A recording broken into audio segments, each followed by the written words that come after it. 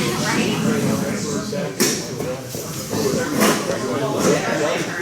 morning. Thanks for coming. Appreciate it. I'd like to introduce the president and owner of Bauer Trucking, John Bauer.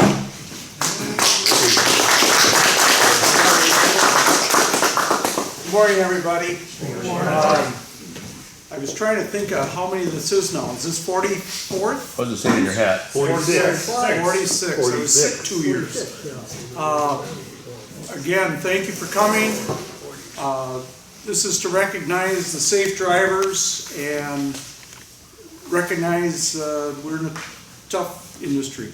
But I'll tell you what, I appreciate our team, Team Bauer Power, more than ever.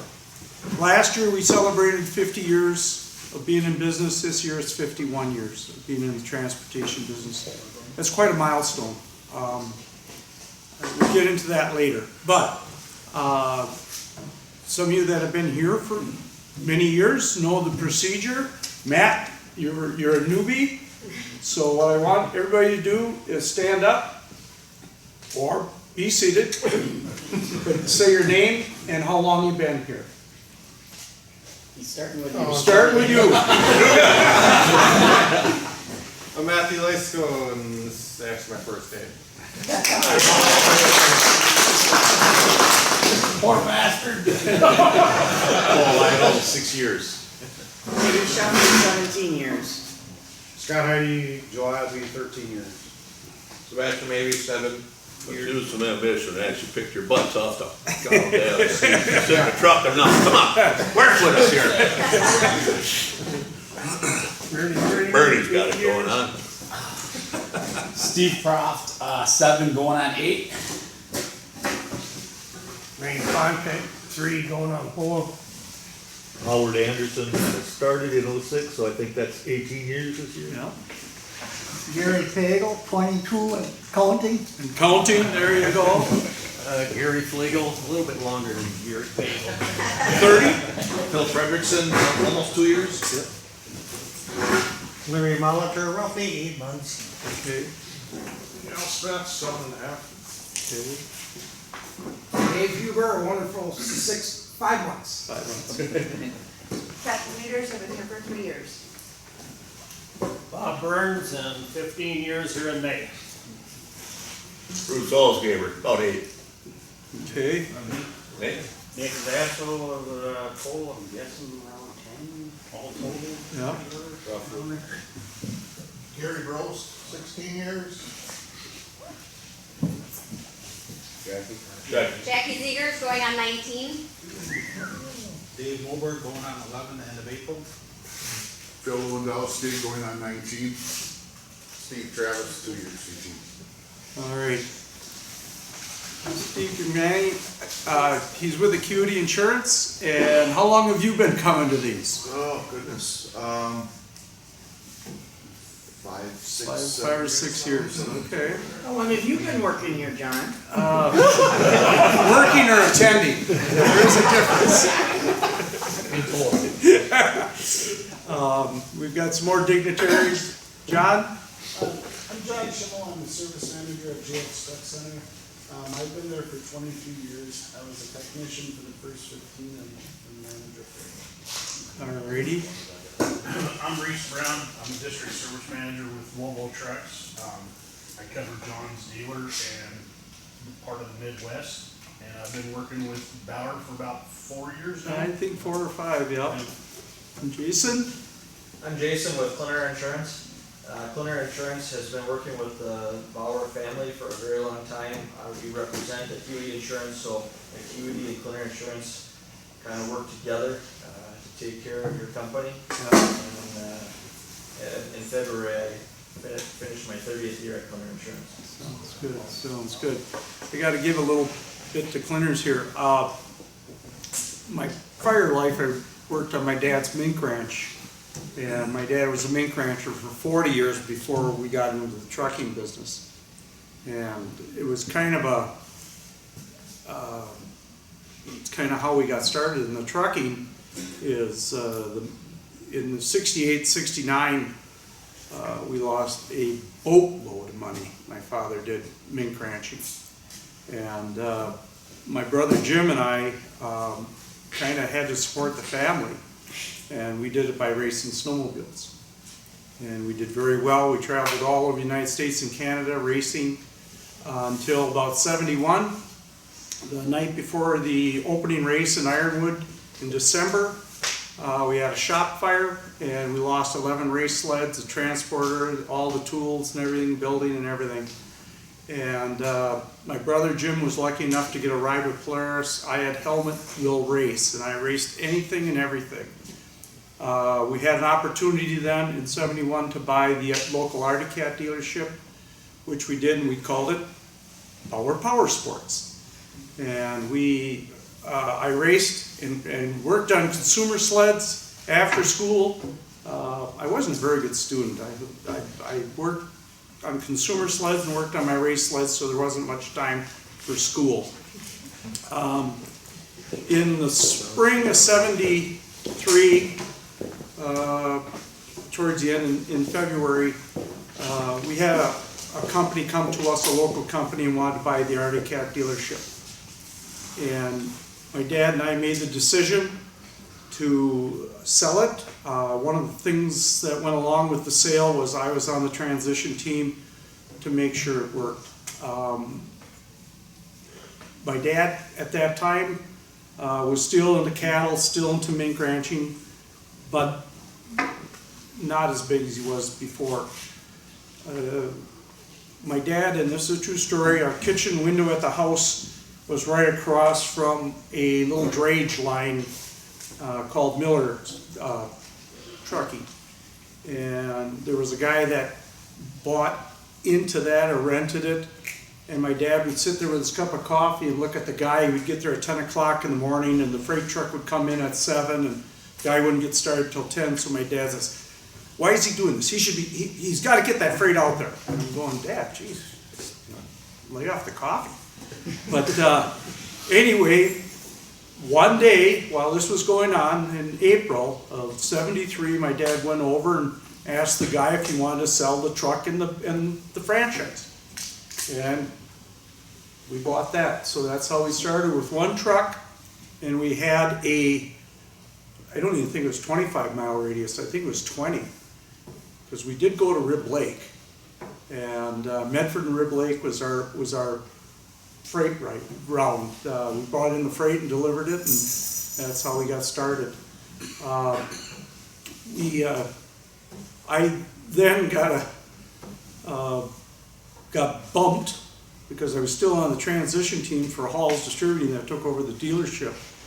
So Dad hired a gentleman, Chuck Thede, and I thought, God darn it.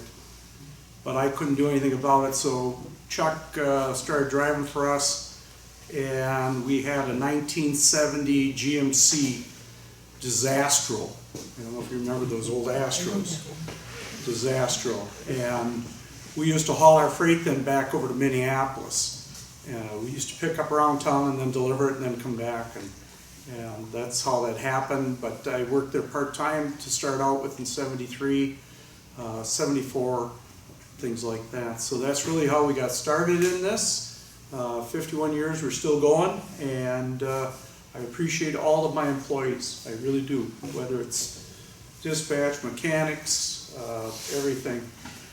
With that in mind, I got to get the mechanics back, and I know Steve is going to touch on this, but these guys are doing one hell of a job keeping our equipment going.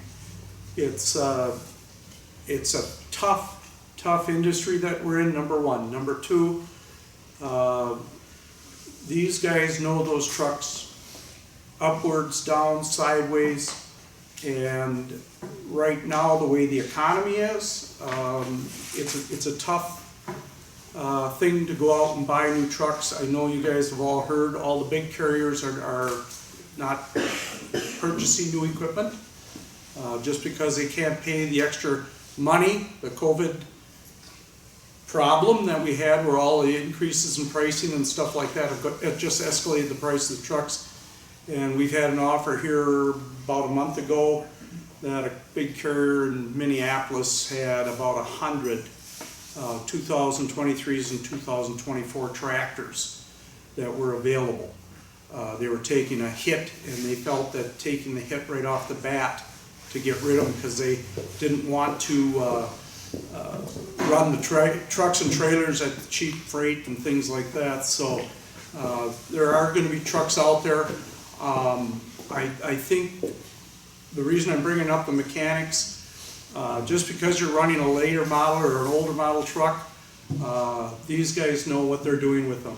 And I'll tell you what, when we have a problem on the road with one, I know it's a big challenge for all of us. We all get involved with it, and we make a decision what we're gonna do. It doesn't pay to send it in and they do a triage on a truck, figure it out, and then say, okay, come back next Thursday, we'll see if we can get at it. We'll make the decision whether we need to hook it and bring it home, and I know some of you guys, I appreciate your understanding on that, but to leave somebody sitting isn't worth it. Again, Bob, stand up. Say your name and how long you been here. Oh, Bob Shancy, been here 3 years. 3 years. And Bob is another intricate part with Steve and Nate and all these guys keeping the equipment going. That's just on the tractor side, the same thing as with trailers.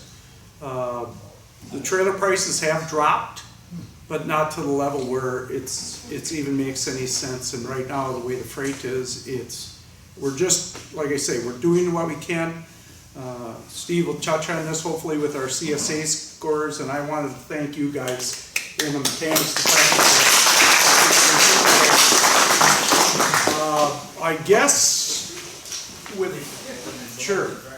In addition to what John was just saying about the mechanics, I also want to applaud the 3 dispatchers over here, Phil, Dave, and Jenny, or Jackie, I'm sorry, Jenny. and Sarah.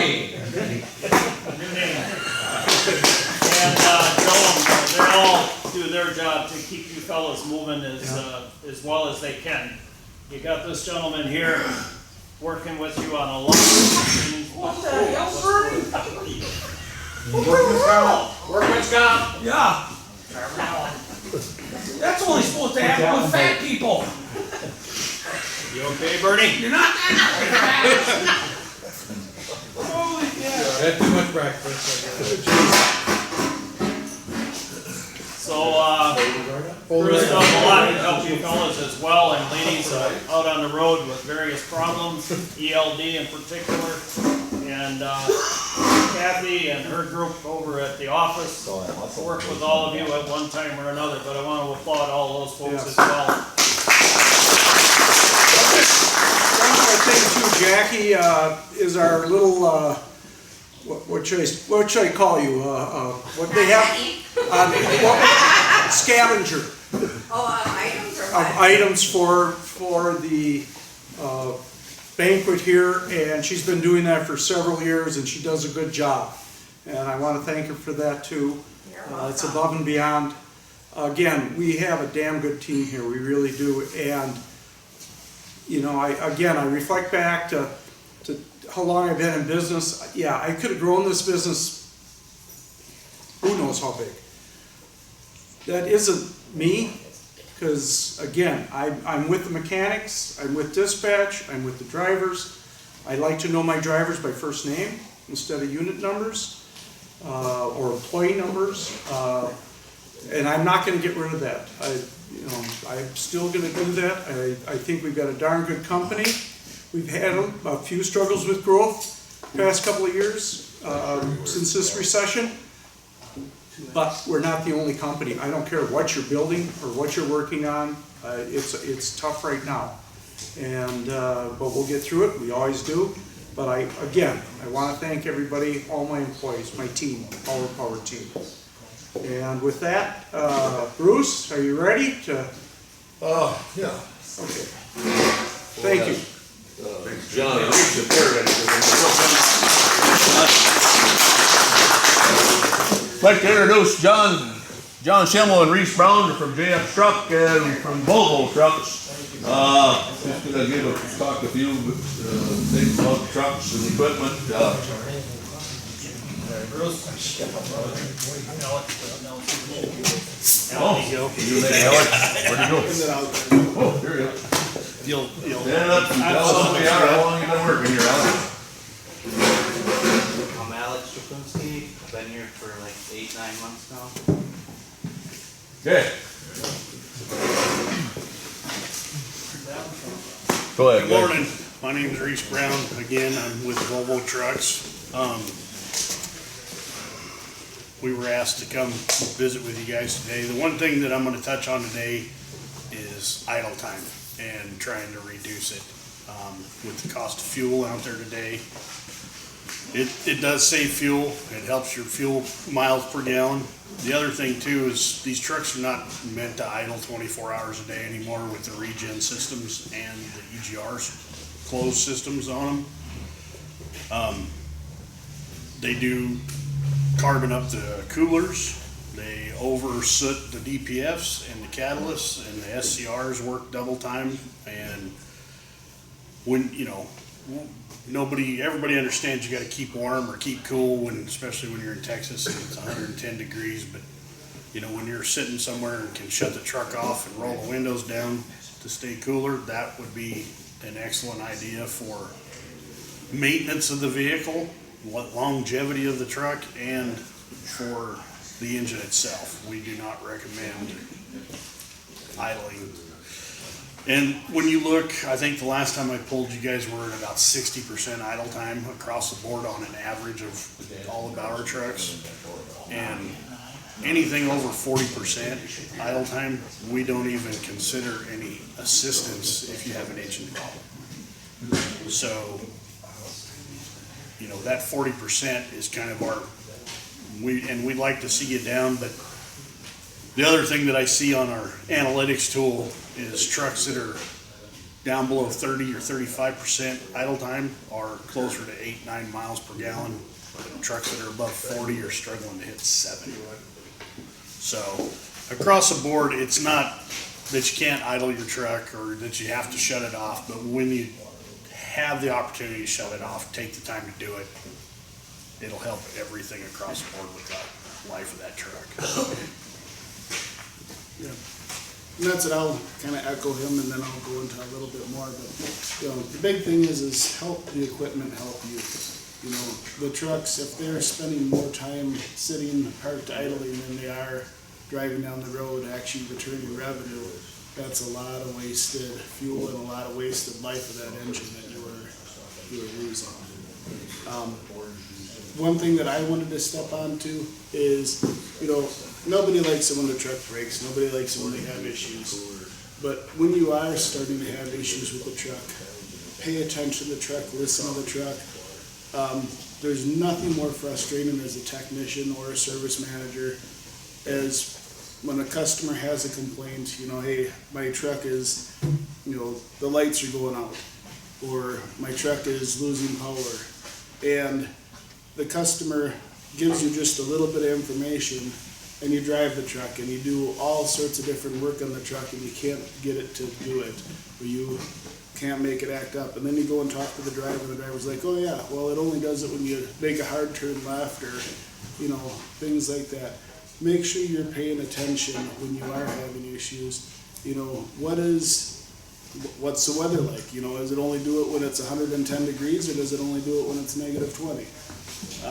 Are you running down rough roads? Is it when you're turning one way or the other? You know, pay attention to the who, what, why, the weather, and help that technician or that dealership who is trying to help, you know, fix your truck, help you.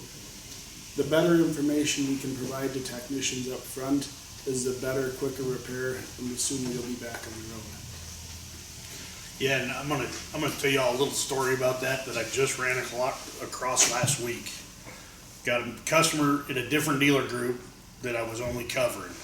Had a vibration issue on the truck for 5 years. They've been chasing vibration problems. Nobody ever quizzed the driver or the guy that was in the truck every day. I was just getting to the bottom of it because the owner of the truck has been very patient, but 4.5, 5 years in, he's starting to lose his patience, right? And the dealer had been doing everything running wheel runouts, driveline angles, frame heights, pinion angles, everything on it, trying to figure out where the vibration was coming from. I got involved last week, spent 5 minutes on the phone with the driver, and guess what? Truck vibrates when you're sitting still, and gets worse when you rev it up. So for 4.5 years, these guys have been chasing a wheel end or a pinion vibration because the driver didn't give the information, and nobody questioned him on when and why and where it's happening. So I went over on a Thursday, and by Monday morning, the truck's out on the road and working just fine because we replaced 2 motor mounts and put a new clutch in it. And everything's fine. After 5 years of warranty bills and downtime, and all because nobody, the driver didn't write it down when he wrote it up. He just said it's vibrating again. Got to the point where it's just vibrating again, Well, when we quiz him about when's it do it, how often does it do it, does it come and go at a certain speed? And then he says, well, when I'm sitting still and it's vibrating, it vibrates worse if I rev it up. Oh, well, if it's vibrating when you're sitting still, we don't need to check tire run out and pinion angles on the drive shafts. So that's, to John's point, that just happened to me last week. So, and that was a 5-year ordeal on a truck that we could have cleared up in 4 days if we would have had the correct information. So, big issue across we're not pointing the finger at anybody, I'm just saying across the board, we see that as a big issue in the United States. And everything you can do to help the truck, the truck is there, the truck is what's making you money. The better you can work with that truck, the better you treat that truck, the more time you're gonna have on the road making money, and the better it is for everybody. Any questions for us?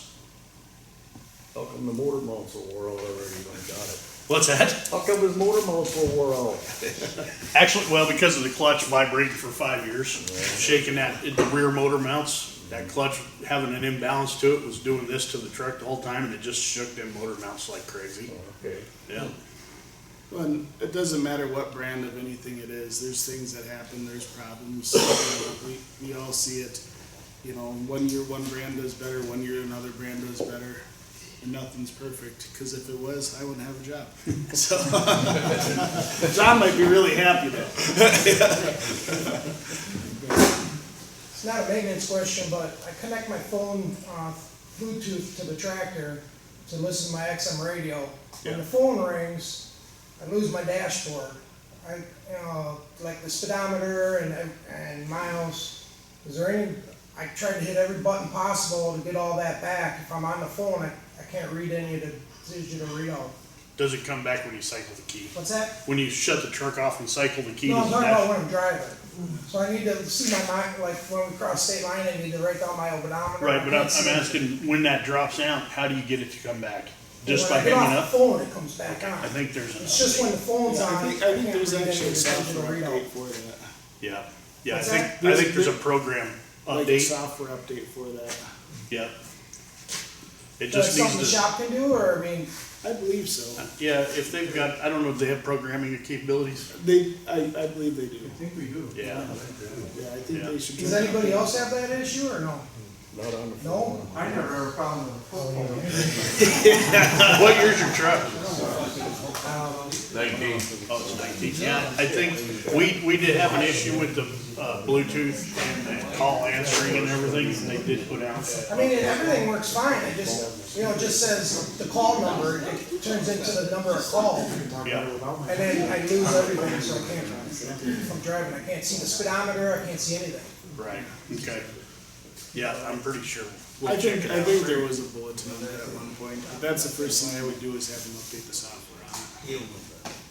Any questions on after treatments, regens, stuff like that? I mean, we've all been on the phone, and anything you guys need to know, how to get into diagnostics, or I guess we've all experienced it, we've all been on the phone, I've been on the phone, whatever, pretty much every one of you guys with an issue here or there. Any questions you got about this stuff? Well, do them trucks regen down the road as you're going down the road or only in park? Both. Yeah, they'll do both. They do a passive regen when you're driving, to maintain. And then when it gets to a point where it says parked regen needed, that's where you're gonna pull over, it's gonna generate a lot more heat and then do a better clean out. You can smell it. Yeah. Yeah, that I know. It stinks. That fuel getting on that catalyst and that reaction gets 900 degrees in that thing, and it, you know, any dirt and oil that's on the outside of it from road grime is gonna start burning off, plus the smell that it creates by the chemical reaction that happens in there. It does stink, yes. No, I've never had the issue, but I know some of the drivers, why is it some that they'll just go into automatic regen and then other ones they're forced to pull over and do it? Depends on how plugged it is. Yeah, Does it depend on how the person's treating the truck? 'Cause both too. I've never had that issue. Yeah. If you bypass one or two, it'll get to a point where it won't do a passive driving regen anymore. And then you only way to get it to come out is to pull over and do a parked regen. And then if you miss a parked regen, then it'll go into a derate mode, and the only way to get it out is to be at a dealer and be hooked to a computer.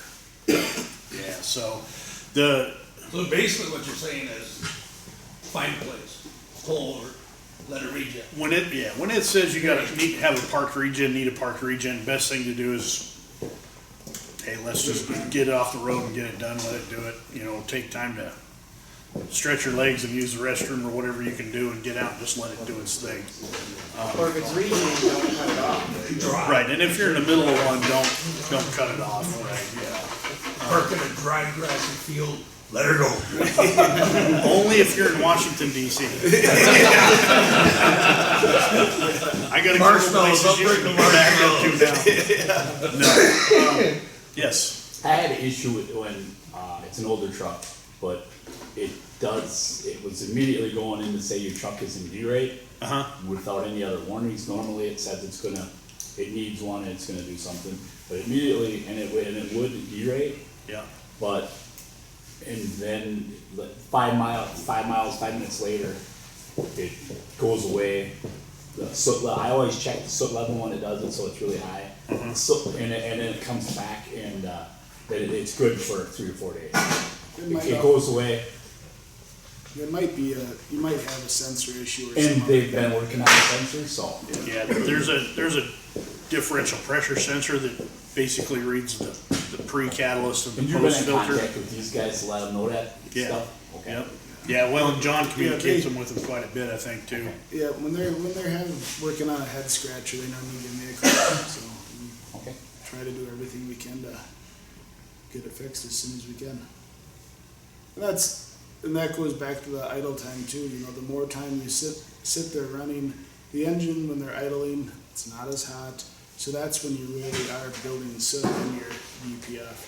And when you're going down the road, if you got 80,000 pounds, you're generating heat, and you're not really adding more to the particulate filter. It's the idle time, the low load condition that is filling up the DPF. We see trucks, and even in your fleet, if you start looking at the fuel averages, some of the trucks that run very low idle time, they can go twice as long mileage wise before that DPF needs to be cleaned out. Alright. My truck, I don't think I ever had a regen. I'll be doing this time, Yeah. Anything else? Questions? All right. Perfect. Well, thank you guys for having us, and everybody be safe out there. Just stay out of the way. Big thank you to these guys. These guys, JX Truck, Mobile, also provided your breakfast this morning here. We thank you guys a lot for that. That's more applause, huh? Thank you all too. A little break in the action. I got 3 tickets here. 694-902, 694-904, and 694-892. 3 of you guys go up there and pick whatever you want out of the pile there. It's your selection. That's how we're going about this. You want to take whatever you want, and we'll draw a few more tickets, so we'll run it that way. 902, 904, 892. Yeah, that's why. wants to buy one. Who wants to buy one? Got you $1. Actually, I might have 5. Up next, Steve McNamee, I struggle with Steve's name, the representative from Acuity Insurance. Gonna give a little talk, about our CSAs and so on. Are you touching on distracted? I do a lot, so All right, good morning, everyone. So, gosh, I don't know, how many years ago we struggled greatly with the out of hours of service number. And we're gaining every year, we're getting a little better, but a few years ago we were getting in a danger zone.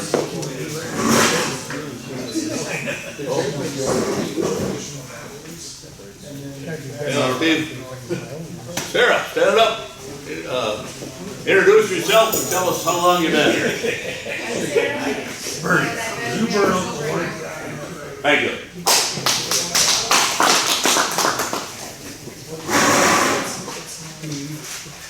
So again, we started working, you guys started working pretty hard on this a number of years ago, and our hours of service number was higher, and that has a pretty big impact on the inspection status number. And I think we were in that 50 and above category for quite a long time with the inspection status. And again, we all understand the impact of that number and how much easier our lives can be if we keep that in the green. Right now, that number is at 39. And again, these numbers are compared to kind of similar types of operations in the industry. So it kind of shows how good the numbers actually are. Of course, we have a satisfactory DOT rating right now, which I think we always have. Again, that inspection status at 39, keeping that under 50, we're in the green. Again, just makes life easier. Our basic scores right now, unsafe driving is at 28. And I think, wasn't too long ago, we were having some issues with speeding. And that was kind of driving that number, I think. And in all honesty, when an underwriter is going to write an account or renew an account, and again, this doesn't kind of have a direct impact on you, but it does in the big picture. They look at that. When they see speeding violations, they start to get nervous. It's just like your homeowner's insurance or your personal auto insurance. Speeding tickets, insurance goes up, right? So when underwriters start to see these speeding at 11 to 14 over, starts to make them a little bit nervous. So, and we've had a couple of those. We've got a couple on the report right now. So again, it's just an awareness thing, and we get it's not easy. It's a day-to-day type of thing that you're dealing with out there. So just keep that in mind. Hours of service numbers at 25, that's very good. I think we've kind of gotten through that curve with the ELDs and all the stuff that goes with that, and keeping that number down. Vehicle maintenance number, we've talked about vehicle maintenance here a little bit. That number is currently at 39%, and again, higher is not better in this case, right? So, in all of these basic numbers that I've given you, these basic scores, that's a 36-month period that they've calculated that on. So in that 36 months, the last 36 months, we've had a total of 31 violations, vehicle maintenance related violations. Of those... Sir, can I say something here? Please. So I'm running the Greenwood, Wisconsin. All right, I did my pre-trip, I done everything. I get a cop that pulls me over saying that I have a light flashing on my trailer. Funny thing of it is, there is no flashing light anywhere on my markers. But yet now we're getting a warning or we're getting hit for it. I can go on and on and on for this petty ass crap. So that's gonna hurt us in the end. Correct. So, is that number true? I don't think so. I could add to that. So, because when these violations come, they're actually weighted. So if you look at this score, Yeah, okay, and what I like about Acuity and what I like about the folks I work with in underwriting is they use a lot of common sense. So the violation might say, hey, you know, your license plate light is out or something. You know what, Acuity probably doesn't care a heck of a lot about that. it still doesn't make no difference, it That- still that's- goes on our record, our That's safety not, that's not report. true, that's why I'm saying it. Does it impact your score? Yes, but from a standpoint of the work that we do, those things are weighted and it does matter, okay? The certain violations are weighted differently than others, I guess is my point. You know, that's like you can do a walk around, you can do your pre-trip all day long. All of a sudden, guess what? You go across the Wisconsin scale and they're saying, you got a light out. Well, okay, it wasn't out when I walked around the damn thing. Yeah. Am I supposed to stop every 15 minutes? No. So then all of a sudden you're getting warnings and then we're getting nailed with safety. You know, that's what I'm saying. I mean, Darren, let me just add this, that hasn't changed in. but you know what I'm saying, though, John? I mean, that hurts us in the long run. I had a driver one time, this was in Iowa, at a scale.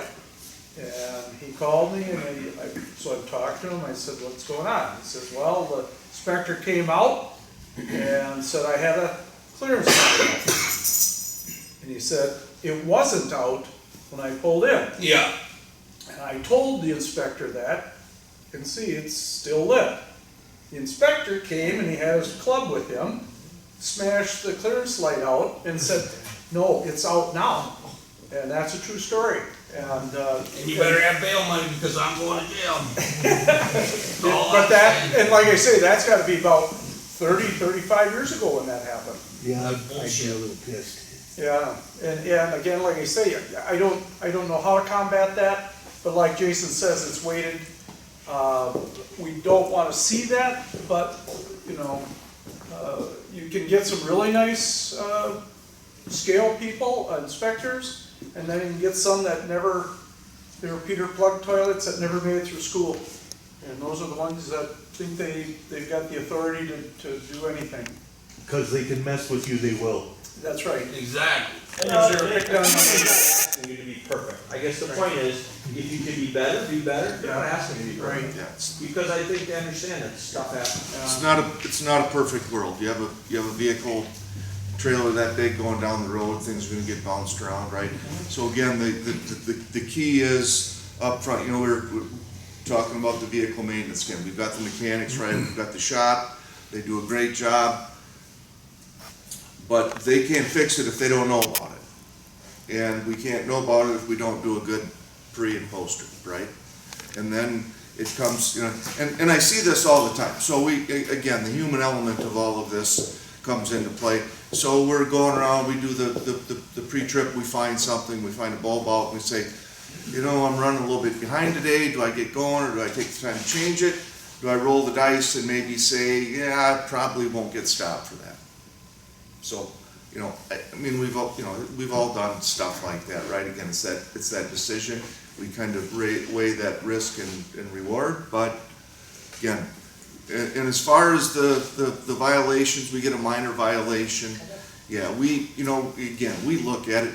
For example, you know, my job in part is to kind of talk the underwriter off the window ledge sometimes. Because they'll look at numbers, you know, and I tell them all the time, I said, you gotta look into the numbers, not just at the numbers. You know, I go back, I tell the underwriter what I see when I look at stuff, when I talk to the account, I see some violations, but maybe they're all really, really minor violations. But it all affects the CSA. It all affects the CSA.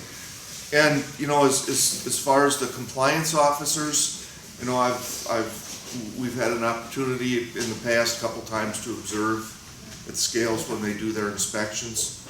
You know, I don't know, the best advice I can give there is, you know, you can't fight City Hall. If you argue with them, if you're tough with them, you're gonna lose. It's kind of like when I go into a facility, I go into a brand new factory where, you know, everything is set up, everything is new, and I can find stuff wrong. You just can't. You know, they can look at your truck and they can find stuff wrong. no matter how good of a job you're doing, just because there's so much there, right? So when we see these guys come into the scales to do their inspections, they come in, you know, yeah, sometimes we just have to bite our tongue, right? You gotta be polite, you set your binder down, they go through it, everything is in order. That's why we have those, we keep them nice and clean. And then as they're going through that and everything is there, now their perception of you is kind of changing as to, you know, gosh, they are doing a good job.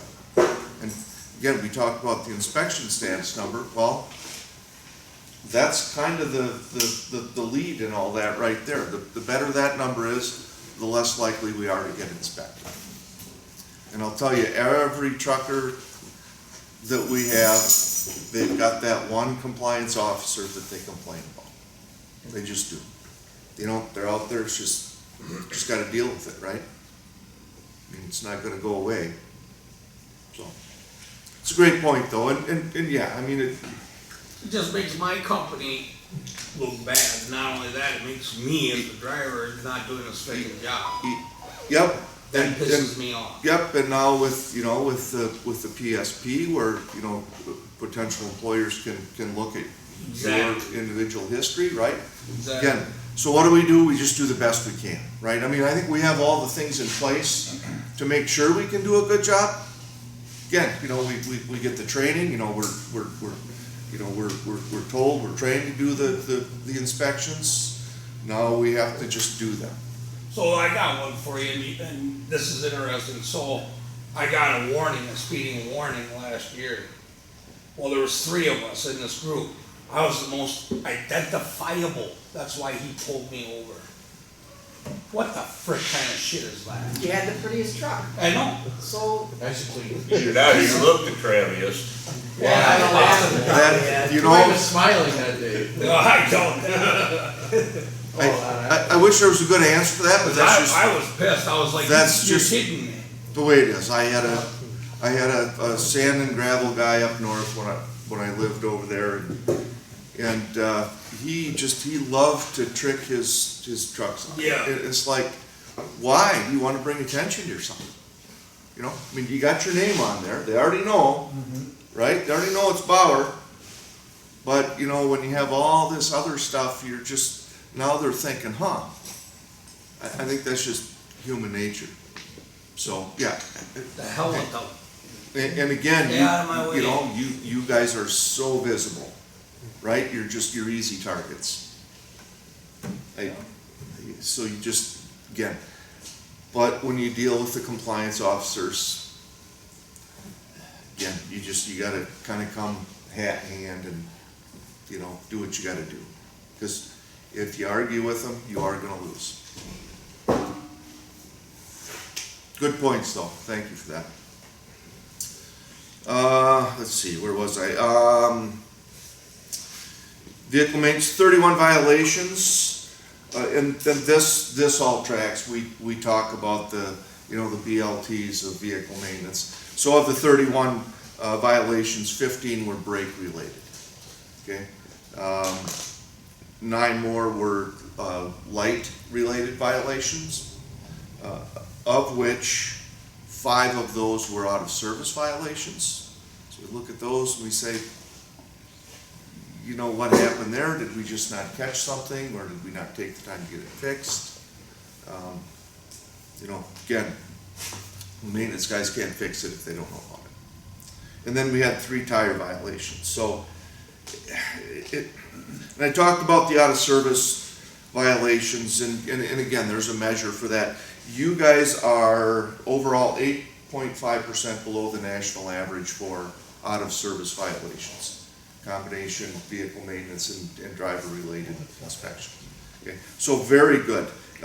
Vehicle and driver numbers are at, both are over 3% below. So again, very good numbers.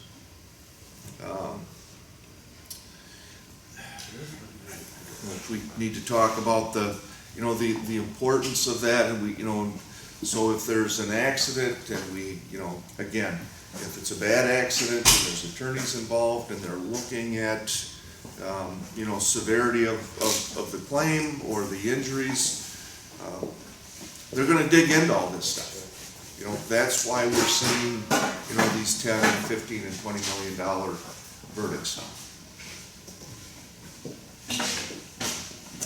Also, the basic trends, when we look at the kind of the 12-year trend for the unsafe driving, that's been relatively flat, so we've been pretty consistent there. Again, I think our issues there were some speeding violations. We seem to be doing a pretty good job with that now. Hours of service, since March of last year, that number is down around 20% on your basic score. So again, best thing about that is that has that big impact, kind of a disproportionate impact on your inspection status number. So we keep that down, and we have kind of everything in place to help us do that, right? So it's just a matter of kind of paying attention to the detail on that. And then vehicle maintenance, that's ticked up a little bit since July. I don't know if we've talked about that, Bruce, but it's and again, a kind of a fairly short time frame, about 8 months there, but it has ticked up a little bit. But again, when we look at the severity of the violations, and these are all things that I put into my feedback to the underwriter. You know, we're not seeing a lot of vehicle maintenance violations. You know, again, the basic scores are 1 to 10, right? We're seeing lots of 1s and 2s and 3s. So we're hitting the big stuff. You know, you guys are seeing that. You're getting it taken care of. Your mechanics are doing a great job getting that stuff fixed up and getting you back on the road. So again, numbers are good. Can change quickly. It's a day-to-day thing. You know, and statistically, these numbers I think are very relevant because we had 120 inspections, 110 inspections. So there, you know, it's a good pool to give us a good gauge of, you know, exactly what's going on. But again, can change quickly. We need to keep going. We need to keep doing the right things. And I'm telling you, we write a lot of trucking. We write a lot of trucking with the folks at Clinner. We don't see this level of interaction at a lot of our customers. This is definitely higher end, where they take the time to bring you in and you know, not only recognize you, but you know, make sure you know what's kind of expected from a safety standpoint, and taking care of business that way. So should be very appreciative of that. Overall though, what is what has been our number one violation as an all? For vehicle maintenance? Upon the drivers. On the drivers?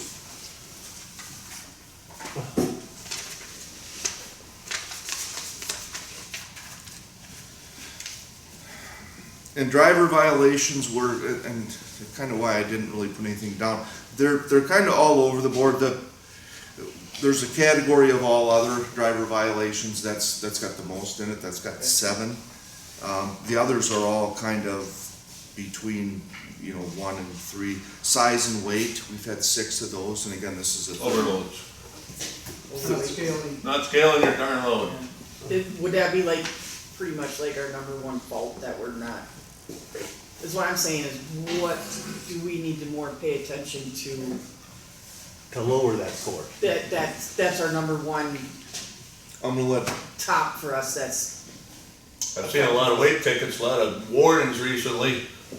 Scale them loads, guys are like, it's going on here, and I don't know what's going on. Nobody wants to axle out anymore or what, but. It's really Axle easy, them cause you darn can trucks out. put the app And on then your phone. most of the time it's, I thought I was all right. Well, yeah, I got an air gauge on the dash, and then my Don't wheels trust are that air right. gauge But, people that oh, take geez, lines to you. 2,000 pounds over on the trailer. Too late, we're already sitting on the state scale, you know.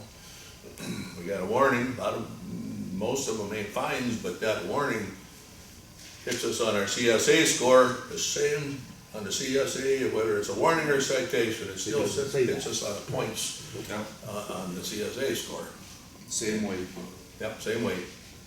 Same as your speeding violations. Same weight, warning or not, warning or Ticket actual or not. citation, it's a heavy weighted thing. Seatbelt violations, and it's all weighted by different categories. Just a kind reminder for everybody, especially the new folks here, but, John pays for the scaling of loads, whether it's a gross weight or an axle weight, number one, and number two, if you're unable to find a scale that's reasonably close to where you're loading out of, let us know so we can work with you and find a scale that's, as close as possible.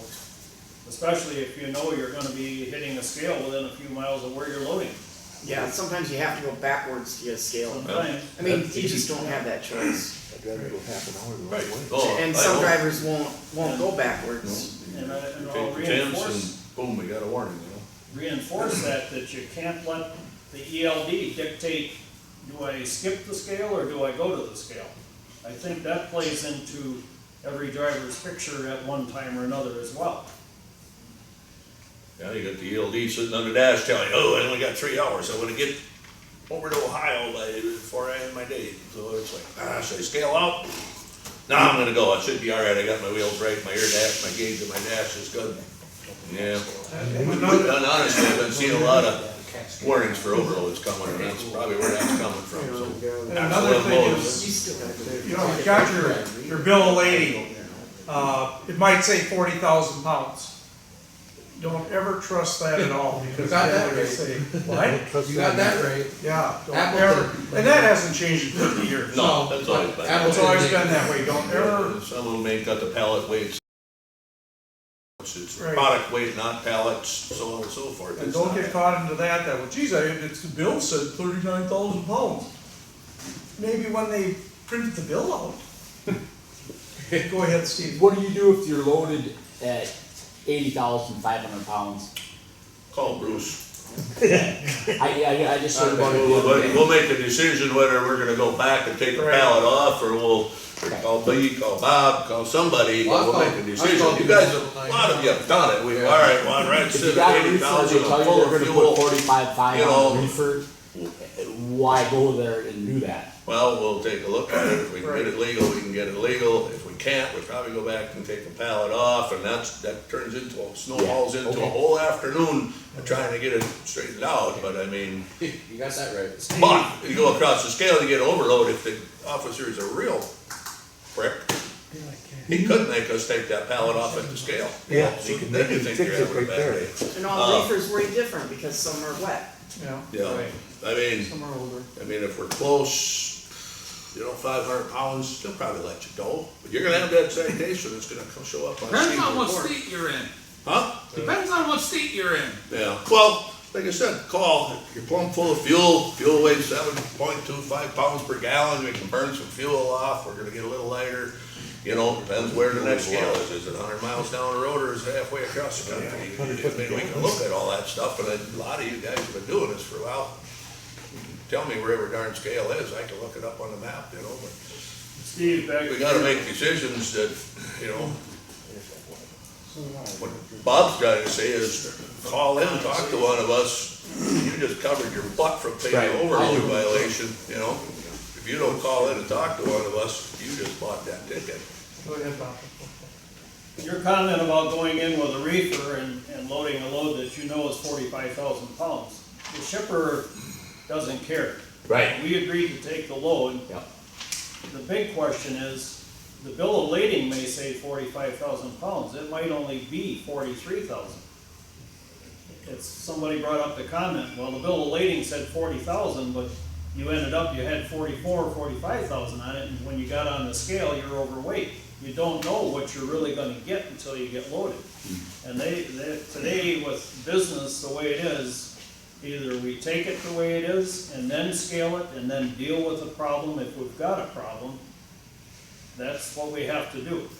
There was a time 4 years ago or before that where you could go in and say, hey, the bill says 45,000, I can't scale it, you gotta take a pallet off. We have to deal with that problem, but the shippers today have got trucks waiting in line. If Steve doesn't wanna take it, there's somebody right behind you who will.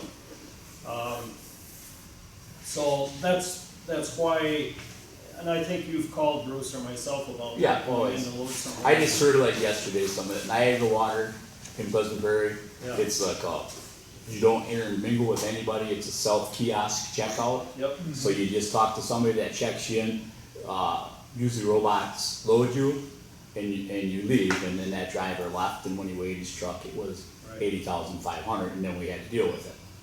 And again, I don't make this comment offensively, but it comes back to that damn, in my mind, the ELD is Okay. what dictates a driver's thought process. Well, It is if I now. knew it was gonna be 45,000 pounds, why do we even mess around taking the whole load, cut it out? You can't let that manage your mind, you gotta take it the way it is, we'll scale it. If it's over, then we have to deal with the extra time to go back and get a skid off or whatever it takes to get the load legal. I know it takes time. Time is number one of essence to every driver's mind, don't get me wrong. I know that, but that's what we're having, or dispatch has to deal with the people we're working with, broker or the shipper we're hauling. Yeah, but even on the weight, I mean, sometimes, a lot of these brokers now, they're telling you weight's 44.5. And It's you're a like, generic holy weight, so shit, what? buckets, and then you go in there and you get loaded, it's only 30,000. Exactly. Cause they have a max weight Choosing now. that order. So you could get loaded up to that, but I've had loads that they're only 10,000 pounds, and then I'm calling the broker going, the weight's not right, and then they gotta look and go, oh yeah, it is right, cause I like to know my weights, so I can match it to what I'm supposed to get for the product. In case somebody's trying to sneak some stuff on that they're not supposed to. Another comment is, picking up loads out of our yard right here in Medford in particular, I'm talking about PCA paper. Probably at one time or another, you've all loaded out of PCA Tomahawk. They've got a scale up there. Please, scale your loads, axle them. Mark it on the envelope or on a piece of paper and put it in with the bills when you leave the bills here at dispatch. So the driver taking that load to Minneapolis or down to Milwaukee, he pulls out of here, he's got an idea of where your scale weight was. Our trucks are pretty similar. Depends on what you got on board for fuel, of course, but in general, you're running pretty identical trucks. If there's a question, at least he can stop in Abbotsford at Quick Trip or Shell and scale it out, so he knows he's okay. Because some of these warnings Bruce has talked about are going to Minneapolis. Over here at Menominee and See what goes by, yeah. or across the state line there in Minnesota. That's where some of these, not a lot, but some of these warnings are coming from on these paper loads in particular. Well, even cat scale loads, if they give us information, if I scale a load and it gets dropped here and I got a cat scale, they're getting that information with the Okay. paperwork. Yeah. Why should John pay for double scales when you don't really need to at times? Exactly, but in that case there, they've got the scale right at the facility, so, but you just got. Right, but I'm saying even here, a lot of times you'll get like loads where you're picking up to deliver for somebody else. Yeah. And then you gotta go on a You do scale that. Some- because you gotta some go into drivers don't pass that Minnesota, information because on. nobody wrote it down when they brought it all the way from the East Coast. Right. Obviously, it's been scaled. All drivers should, if they scale That a should load, be like a pass that on to mandatory. the I do driver it, if and they're I not even doing wanna it. know how much fuel I had on it when I Envelope scaled written it down out. there. Do we do it? I don't see a lot of it. I see guys down here in the driver's room in the morning. I wonder what this weighs. Did that guy weigh it? I went through yellow envelopes or even found scale Right. records. So it's mostly for you local guys, just but that's the other one. Smashes and stuff. I mean, that's what we They're the do. guys that are unloading them, man. They might have to cross the scale going to the Twin Cities or something. Well, did this guy scale it? I don't know. Better scale it again. And well, smart So we thing to just do is spent- to scale it anyway. We just scaled it twice. with a John waste pays of for the money. frickin' scale ticket most of the time anyway, so what's the difference? Shouldn't have to scale it twice. if Well, we it's- shouldn't have to scale It's- it twice, you're is just where I'm covering your going. ass. It's not You're just cheap. What covering is your it? ass What is is a all cat you're scale? 13 or 14 bucks? 13.50. Bucks. No, we shouldn't have to scale it twice if you pass on the information. You're dropping a trailer out here in the yard, write it down on Not a something. bad idea. That little piece of paper that's in the thing that says in your trip envelope, that's where you Well, might I'll wanna write keep doing that it on my and attach way. it to the bill of I'll lading. keep doing it my way, I've been here 4 years and I ain't never had an overweight ticket, so I'll keep paying, I'll keep scaling it 40 times if I have to. I don't Yeah, care. me too. I just wanna Gary? say something. So Go much ahead, Gary. easier. On this Park Falls, not Park Falls, on Tomahawk? Tomahawk, I see all these drivers doing it. When you pull up on that scale, get on the scale where you're level, Yeah. and take your weights as you go off. Yeah. That scale's on a hill, much Yeah. impacted. They pull up, put their steer on, Yep. they're holding it, their Hold the weights on brake. after, then they put their drivers on, Yeah, that's not accurate. and then they put their whole works on and figure from there. So you better figure, give yourself 1,000 pounds on every one of them weights they give you, that they write on the envelope, because it's not gonna be right unless you get on your level. And take your weights as you're just barely going on. Or you go the opposite way. Could go that way too, that's long. Well, I never go that way. Right, me I'm either. not backwards. Well, unless you're loading, live loading. I know. If you're holding a brake or anything on the scale, it's gonna push it off. It's gonna. And you can Yeah, do they're it, just all the next going time you uphill do it, and you then drive they're- on, take your weights as you Right. drive on, And they're not- stop, take your weights as you drive off, you'll see the difference. Yeah, you'll see a big difference when that scale's not level, the approach to it. And that's probably why your PCA loads are getting tickets. Well, you go to Metro Co-op too and scale too. I don't think that's a good idea. There's too much stuff up there, guys. Why, we used to. I know we used to, but there's just pipes hanging everywhere when we go in the Medford Co-op. I'm sure it's claimed that we pour down their drain bin, but it's not good there. But, You know, again, I think at the end of the day, a lot of these things come down to the decision that you make. You know, and back to the, thank you for that, good points, but back to the driver violations, 2 seatbelt violations in the last 36 months. Again, only 2, but it's a decision. Somebody makes a decision to not put a seatbelt on. So, again, a lot of control over those things. Now, some of the vehicle maintenance stuff, things happen. But again, seatbelt, that's 100% on the driver, right? So either choose to put it on or not. Put that damn thing on. Pardon? Put that thing on. And they're adjustable, so you're not getting choked going down the road, so Yeah, it you're not shouldn't getting be an choked by issue. it or anything. Right? And if they see you and you don't have your seatbelt on, now Ding, ding, they have ding. a reason to stop you, Yeah. right? And mess with you some more. Besides just the seatbelt. Right? There's a snowball Right? effect. And, to Bruce's point, yeah, some of them are pricks, but you know what? There's a lot of pricks in the world that we have to deal with. Right? Right. Oh, yeah, we got them here. You looking at the insurance company guy? No, I was rolling my eyes. Oh, what else? So in the last 36 months, there have been 7 speeding violations. Yeah. Damn, because they must have picked the truck out of the group. speeding violation or warning, truck reduced to 65 miles an hour for 6 months.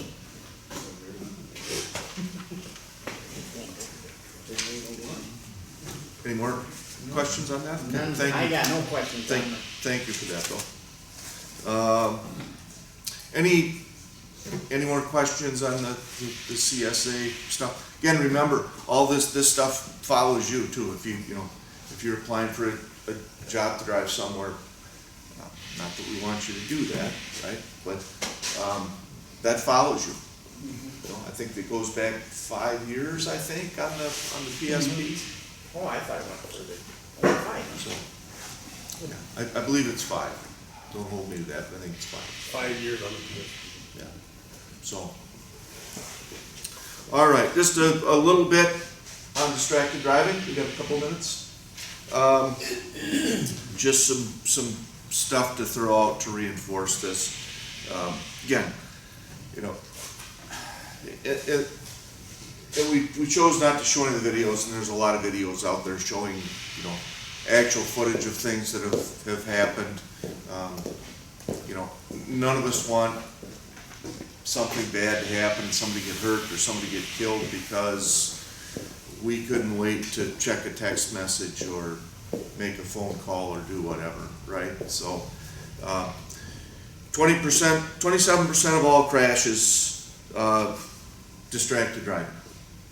So, again, almost 25% of all the crashes, well, we can have a direct impact. I mean, we can control that, right? That's within our control. And again, this stuff can also impact claims and verdicts because they're going to look at this stuff and it's going to pile on if we're doing something that we shouldn't have been doing when we're driving, right? When we're driving, we're supposed to be driving. The number Two cause of truck crashes, defective brakes. Again, we talk about vehicle maintenance, we talk about nuclear verdicts. Those are the things that we need to be aware of. Again, it's 50%, almost 50% of all of our vehicle maintenance violations were brake related, right? Again, we know it's an ongoing battle, it's not easy, but we do the best we can. And I think when I was looking at those, I think most of those were had fairly low weights to them, so again, tells me we're doing a pretty good job with that. Number 6, top causes of truck crashes, speeding. We talked about that. Again, we have direct control over that, right? For the most part, we all get uphills, downhills, weight, that type of thing. But for the most part, we control how fast we're driving, right? Let's see, what else have we got on here? Again, numbers 3 and 5 on the list that are causes for crashes are driving while fatigued or driving under the influence. Again, direct control over that, right? I think we need to beat anybody up on that. Let's see, texting, again, handheld mobile devices ends up in a serious violation. And our policy on a violation for using a handheld? Well, the policy is set by the federal motor carriers, no handheld, nothing handheld. And that means not texting, not using it as the Google Maps, because we had cited, well, I wasn't talking on the phone, but the officer seen the guy with the phone in his hand. Well, yeah, maybe he was looking at a map on the Google or whatever, trying to find a location, but it don't matter, the officer, he wrote them. And them are weighted heavy on the CSA. Yep. Very heavy. That's a town, that's a serious violation. Can you talk on a CB radio like in the past? That would be handheld, wouldn't it? I don't. Gray area. Okay. That's been always The that CB way. radio doesn't require you to look Federal at law a screen. says you do not use a handheld cell phone. But I mean, And it don't even- matter if you're texting, That's what they're getting at. talking, or using it to find a location or whatever. I think they do view that a little bit differently than CB. a phone. You know, because again, the phone is for the conversation or to follow directions, whereas the two-way is more of a quick, here's the information. It's not a federal law for a CB. All right. Let's see, so while we're texting and driving, we are 23 times more likely to be involved in a crash. Again, pretty simple stuff, right? And when we're looking at our phone or we're distracted, so if we glance at our cell phone for 3 seconds, how far down the road do we go in those 3 seconds if we're going 55 miles an hour? About 250 feet, right? And then we have our reaction distance and our braking distance, so we're probably, yeah, all of that, yeah. Yep. So you go a long way. And then again, talking about the types of distractions, visual, manual, cognitive, and again, all things we need to kind of keep in mind. The visual distractions, my note there, you know, we're looking at everything except the road. Reading billboards, looking at our phone, doing whatever, but we're not looking at the road. Manual distractions. Can I add something with that? Please. It's kind of ironic that when you're all on the road and the goofy attorney with the beard has got all those billboards and he's selling wares when you're looking up at the billboard and could have a mishap. I just think it's kind of ironic how goofy That's that a good is. point, yeah. Sorry. No, Carry that's it. There's some irony in that. Isn't Yeah. there? Manual distractions, eating, drinking, Playing the tuba. playing tuba. Is there a story behind that? There is.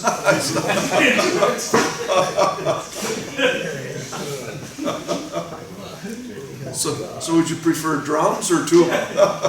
It was in about '89 in a Chrysler Cordoba convertible, and the guy was going by and playing the tuba.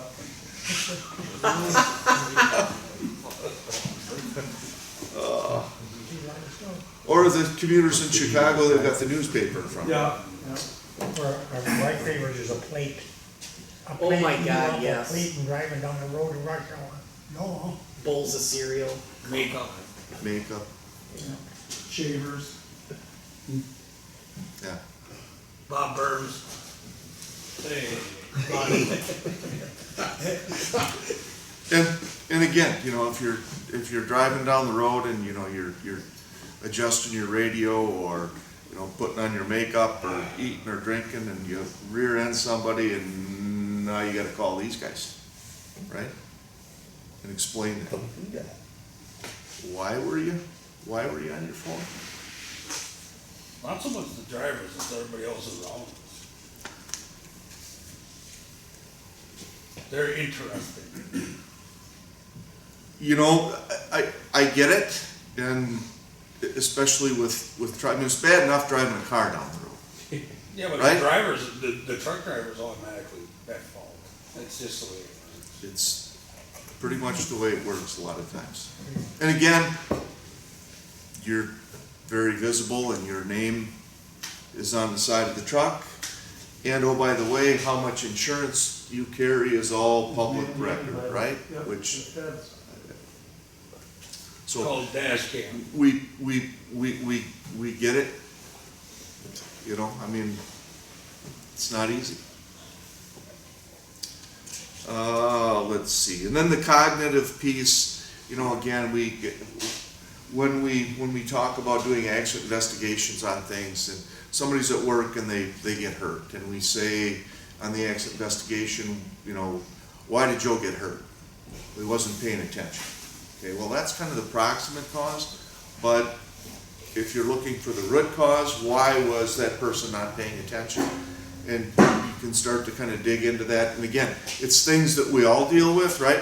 Maybe you had a fight with the spouse, maybe you're upset over something that happened with a coworker, all sorts of things. So you could be, you know, you could be angry, you know, you could have anxiety over personal issues, whatever it might be, things that, you know, you're thinking about as you're driving. All of a sudden you've gone 50 miles down the road and it's like, man, I don't even remember that because had all the, it's kind of like the cell phone thing. That's, you know, that conversation, now that's what you're focused on, not what's going on around you.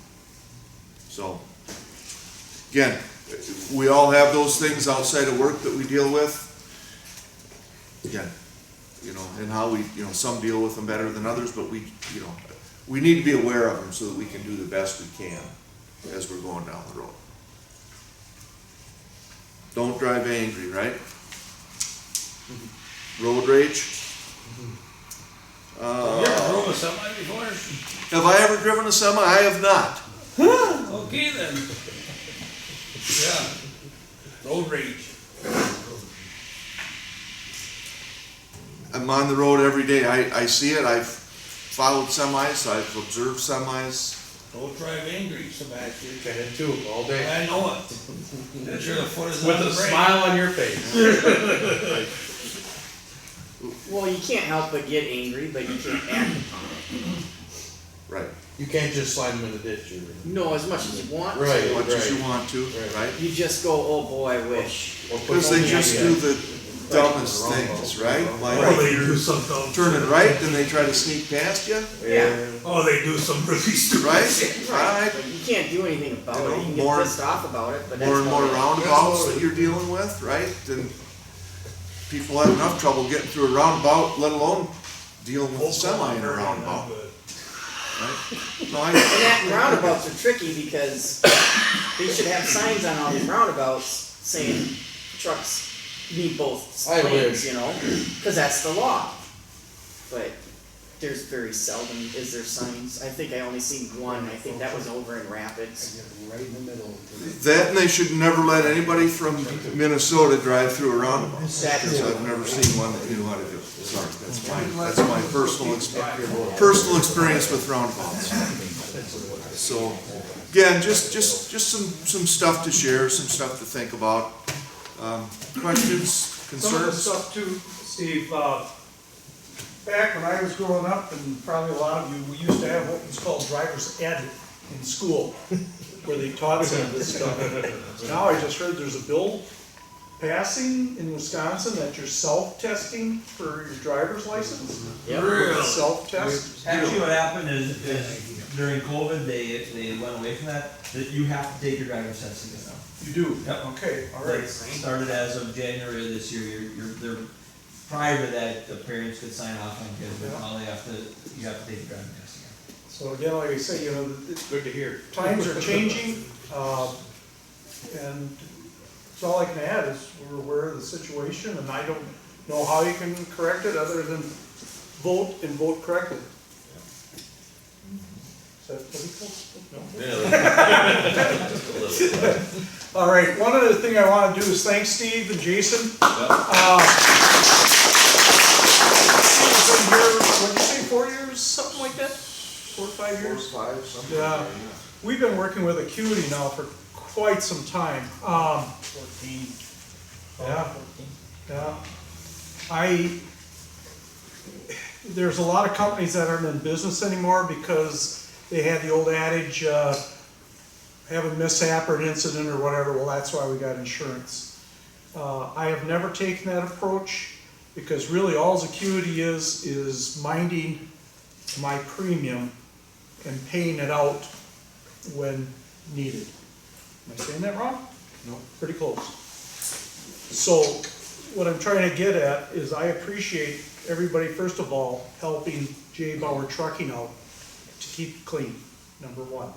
Number two, we have that good working relationship with Jason. There's been several times on a local level that I'll call him and say, yeah, I've got this thing going on. Whether it's a prospect on a driver or a claim that we feel is fraudulent, we work very good together, and I think I'm just bringing this up on a back office thing that we like working with Acuity, and I think Acuity likes working with us, and that's hard to find in this day and age. We get, I bet you, average, I get 3-4 emails a week from big insurance companies that want to take our business, and yeah, they could probably do a little cheaper rates or this and that and things, but we have such a good working relationship with them. Let's keep it up, and that's in everybody's hands. So, thanks, Steve. And we appreciate the business and the Alrighty. relationship. All right. And it's a large premium. Yes, it is. Right? It's a large It is. It just is. Yeah, it is. Just a note, a couple of weeks ago, I ran into the gentleman that used to come here in Steve's place, and is his name Kurt? Dirk Peterson. Yeah. Dirk Peterson. Talked to him here about 2 weeks ago. Oh my gosh. He loves retirement, and he did say, I believe, 6 years that he's been retired, I believe, so that's how long you've been going. And Dirk is doing well, he had his wife with him, and I seen him at Menards. Oh. Good. All right, sounds good. I'll go next. Go? Yeah. No. All right, quickly here. 694-891, go up and find something. 694-886, go up and find something. 694-898, find something. 694-884. Still got mine, right after mine. 694-896. What was the first one? Yeah, get rolling on this. Why don't you your stuff and I'll just finish it up here. Okay. You want to repeat them, or Bob, you want to run them Yeah, again? what was the first one? Okay, these tickets all begin with 694, so I'm gonna read the last 3 digits. 891, 886, 898, 884, and 896.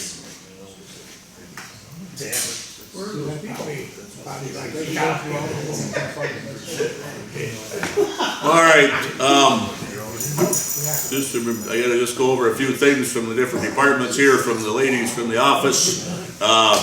Paperwork, any chance you get, you come into the Bauer yard, please turn in your paperwork. You just take a lap over to the Twin Cities and back, and you complete, and you get back here, turn your paperwork in, don't drag it out to the East Coast and back. The sooner we get the bill of ladings, the sooner they get the trip reports, the fuel receipts, everything, the sooner they can process it. So, sooner we get bill of ladings, the sooner we can bill for freight.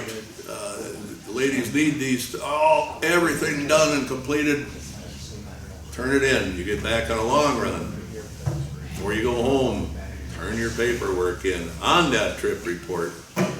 We are running New York a lot these days. New York toll miles, there's a section on it, on the right side on the bottom for New York toll miles. Do the best you can, try to record your miles you run on the New York toll roads. They gotta work through this. Kathy's sitting here, she's listening to me, and she said, if I don't get this right, she comes in with a stick. Tell you. Anyway, New York toll miles. Try to separate your New York toll miles from your regular interstate miles, so on and so forth. Bruce, can I jump in? In addition to the New York toll miles, one of you gentlemen brought up state line mileage readings here this morning. You don't have to be exact on a state line mile reading. You know, make a mental note of what your odometer reading is until you get to a next stop where you can write down the number. It doesn't have to be right on the mile. Kathy, you vouch that? You know, just get it close. Somebody brought up, and the reason I'm bringing that up, somebody here just recently mentioned the safety hazard of having to write down an odometer reading at a state line. I understand that. Then just make a mental note of it until you do get stopped and you can safely write it down. Pretty hard to make a Wasn't that the mental same note. driver that was playing the accordion? Anyway, that was my next attack here. State line miles. Please record the state miles. State lines, the girls will take and have to dissect it. How much time these poor ladies spend on trying to figure out your trip report if you don't write them down, as Bob said. If you miss a state line, take a look at the mile post, jot that down. When I drove truck, I had a notepad right on the dash, write down the last 3 digits of the odometer reading, whatever. It ain't that hard. I can do it. I think you guys can do it. Well, you can look at Google Maps. Well, okay, yeah, look up, pull your atlas out, there's mile marks. Okay, the state line, this is mile mark X at such and such, the state line was 10 miles. We get reasonably close, write it in, fill it in. It's not that hard, fuel purchases. Whether you're putting fuel in out here, write your gallons down, you gotta write it on the clipboards out there. Write it down on your trip report. Again, they gotta chase that stuff down. They spend more time messing around trying to fill you guys and ladies. I don't want to. Hey, I always write mine down. So Yeah, I think you're fingers at me. But if you got a fuel receipt, write it down on your trip report. Just complete the trip report. It makes it a lot easier. They throw them on my desk once in a while. I'm like, what the hell am I gonna do with this? So please do it. Make sure you turn all receipts in, scale tickets, fuel slips, whatever you accumulate. If you bought parts or something for a truck, turn it in. Jump into ELD issues. About the same stuff I talk about every one of these safety meetings. PC, use it properly. You get stopped on a scale and you didn't use it properly, we're gonna get written up. Simple as that, and we've took a few of them violations. Personal conveyance, if you're doing company business, you're moving that load forward, that's not PC. You can get to a location, if you run yourself out of your 11 or your 14, you can PC to a safe haven, next closest truck stop, rest area where you got facilities and so on and so forth. But if you got a simple question, ask yourself, geez, can I use PC for this? I just gotta get from Abbotsford to Medford. Is it right? No, there's a truck stop down in Abbotsford. You could take your break down there.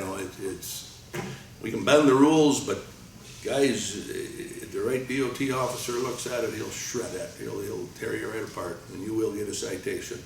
We don't need that. that reflects on our hours of service. We're doing good on our hours of service, but I do see occasionally, it comes across, it's computer generated, we get log reports every week, computer generated, and I get to look at them. Well, Well, this guy not- PC'd for an hour. Not to mention, I mean, if something were to happen, Something they're gonna hang happens. you out to dry, you're done. You're toast. If you were violating a PC rule and It you were wouldn't matter operating if that that wreck truck, was your fault or you not, get you're a done. serious accident, the attorneys tear into you, you're probably gonna go to jail. You know, is this job worth that? No, none of this stuff, you know. So it's serious. You know, you think, I just gotta get down the road at 150 miles and use PC in a PC violation. When an accident happens and them big billboards John's talking about while you're going down the interstate with all them guys on it, they'll shred you. You, the trucking company, the insurance company, everybody's drug in, everybody's named in a lawsuit, so. Anyway, loading, unloading, and fuel. Show some on-duty time, not a minute. Takes a little longer to do to fuel or to load or, you know, at least get backed in. Show 10, 15 minutes on your log. That's what the DOT wants to see. You can go off duty or sleeper. My definition of sleeper berth, and so is the DOT, is a lot of you guys use sleeper berth while you're sitting loading and unloading and you're out doing whatever. The actual definition of sleeper berth is you are supposed to be in the sleeper, but a lot of guys use it. Nobody seems to mess with it. You don't see any violations about that. But anyway, keeping your load and trailer information correct. I see a lot of guys' logs, and you pull them up, 6 trailers on here. Only the current trailer you're pulling belongs on your ELD, and only the current shipment. I see logs with 2, 3 bill of lading numbers and shipper names. What you're supposed to have in for the shipment is the name of the shipper and a bill of lading number. Guys doing windows and stuff, obviously you got about 16 bill of lading numbers. Take the top one, or if you got a bill of lading number that long, take the last 6 digits or something and put it in there. But some of you guys that did a paper log years ago, what'd you put on the bottom left corner of your paper log? Name of the shipper and the bill of lading. That's what you're still required to do. And only the trailer. Going back to what Steve said, we were talking about post trips and pre-trips. Do them. You know, I stumble around out here all hours of the day. I'm out here early in the morning. You don't know how many guys I see shoot over the rail, turn the key on the truck, shoot back over there with their pickup. Did they tip the hood? Did they kick the tires? Did they do anything? Nah, back there, back out here, here they are. Did they do a pre-trip? I don't think so. You know, there was no oil check, there was no belts checked, no springs looked at. Do them. Dropping trailers. You guys are doing it to each other, guys and ladies. Sorry. You guys are doing it to each other. You know, you drop a trailer at a drop location. Walk around that trailer and bump them tires and take a good look at stuff before you drop and pull the pin and shoot out from below and away you go. Yeah, Bob hit her out of the head. Our ELD sitting up on the dash dictates what we do. You know, you guys are in a hurry. I get it. You're operating under that 14 hours and, I gotta get on hook and I gotta get somewhere. But you're doing it to yourselves though. You leave a trailer with a flat tire on it, the next guy pulls in and when it's loaded, shit, it's got a flat tire. Now you just beat that next driver up, you know. So, But that's the whole thing, you don't care about the next driver. well, but it goes. That's like not writing, write them up, like Write it you up. say, even when it's not hitting the yard, write it up. Yeah. A lot of them won't write it up. Yeah, writing these trailers up. Say you drop it at Nestle, you drop it at PCA, you drop it somewhere. If you've seen a light tore off it or whatever, I mean, we've had so many problems at Arden Hills over there with smashed trailers. But Sweep the trailers out. you know, I don't know how many times I picked up trailers at Dairy and just a mess. yeah, and it's kind of your responsibility, you know. Don't throw it at the next guy. Yeah, everybody's in a hurry. Oh God, I got 3 hours. I want to get down into Illinois before I. Or loading loads with sand in it from windows. Yeah, well, good point. Yeah. We got to still keep up on that. That sand on the floor. We've destroyed some trailers. Had some serious Destroyed some Holes in loads also. Yeah. Loads and trailers, bowed the sides right out on them trailers. You don't sweep that sand off that floor, them big rolls of paper, wooden pallets, they'll slide on that floor. You just gotta get out of there. Anyway, we were on logs, but, and the old thing, certify your log. The log, you can't certify your log until the full 24-hour period is done. So if you certify your log this morning out here in the parking lot, tomorrow it's not gonna be certified because it's gotta be after midnight, and that full 24 hours is gonna be done. We already talked about it, right? Your truck and trailer up. If you got issues, we'd much rather fix it here. 2 pre-trips, 2 post-trips. You get out on the road, you break down, every one of you, I'm looking at here, I've dealt with every one of you about breakdowns and stuff on the road. You know, you get to a shop, well, let's send you to a Volvo shop. Yeah, we'll get you in. And you're still there in the afternoon, you know, it just snowballs, it messes up your whole week. Write them up. If you see any issues, write them trucks and trailers up.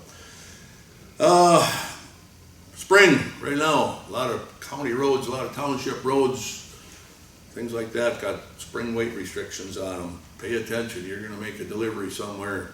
Be watching for signage if you're going on a township road or city streets, wherever. Pay attention for signage for weight restrictions on these roads right now. Don't get an overload ticket on they can get catastrophic if you get on a posted road or something. As always, I always ramble on about fuel and stuff up here. Fuel it, when we can fuel out at the yard here, please fuel out at the yard here. Don't go down to Wausau, don't go to Plover and fuel up because you get a frozen Could the fuel pump out here be changed from shutting off at 200 gallons to 225? Probably could. Because a lot of times I come in. So what are you telling me? You want 225 gallons down in the ditch so we can make a DNR claim or what? No, but 200 gallons don't fill my truck a lot of times. I gotta reprogram it to get another 5 or 10 gallons. Well, it's on there for a reason, Gary. It's on there for a reason. If somebody's not watching and that pump kicks, the hose flies on. It should be set at probably 150. I mean, and it happens occasionally. You've probably seen it. There's a lot of dust control out there once in a while. I know, but I'm sure I'm not the only driver. I think we can change it. And I appreciate you coming into the yard that low on fuel because we're using our fuel and we buy this fuel out here a lot cheaper than we do on the road. So that's what I was getting to.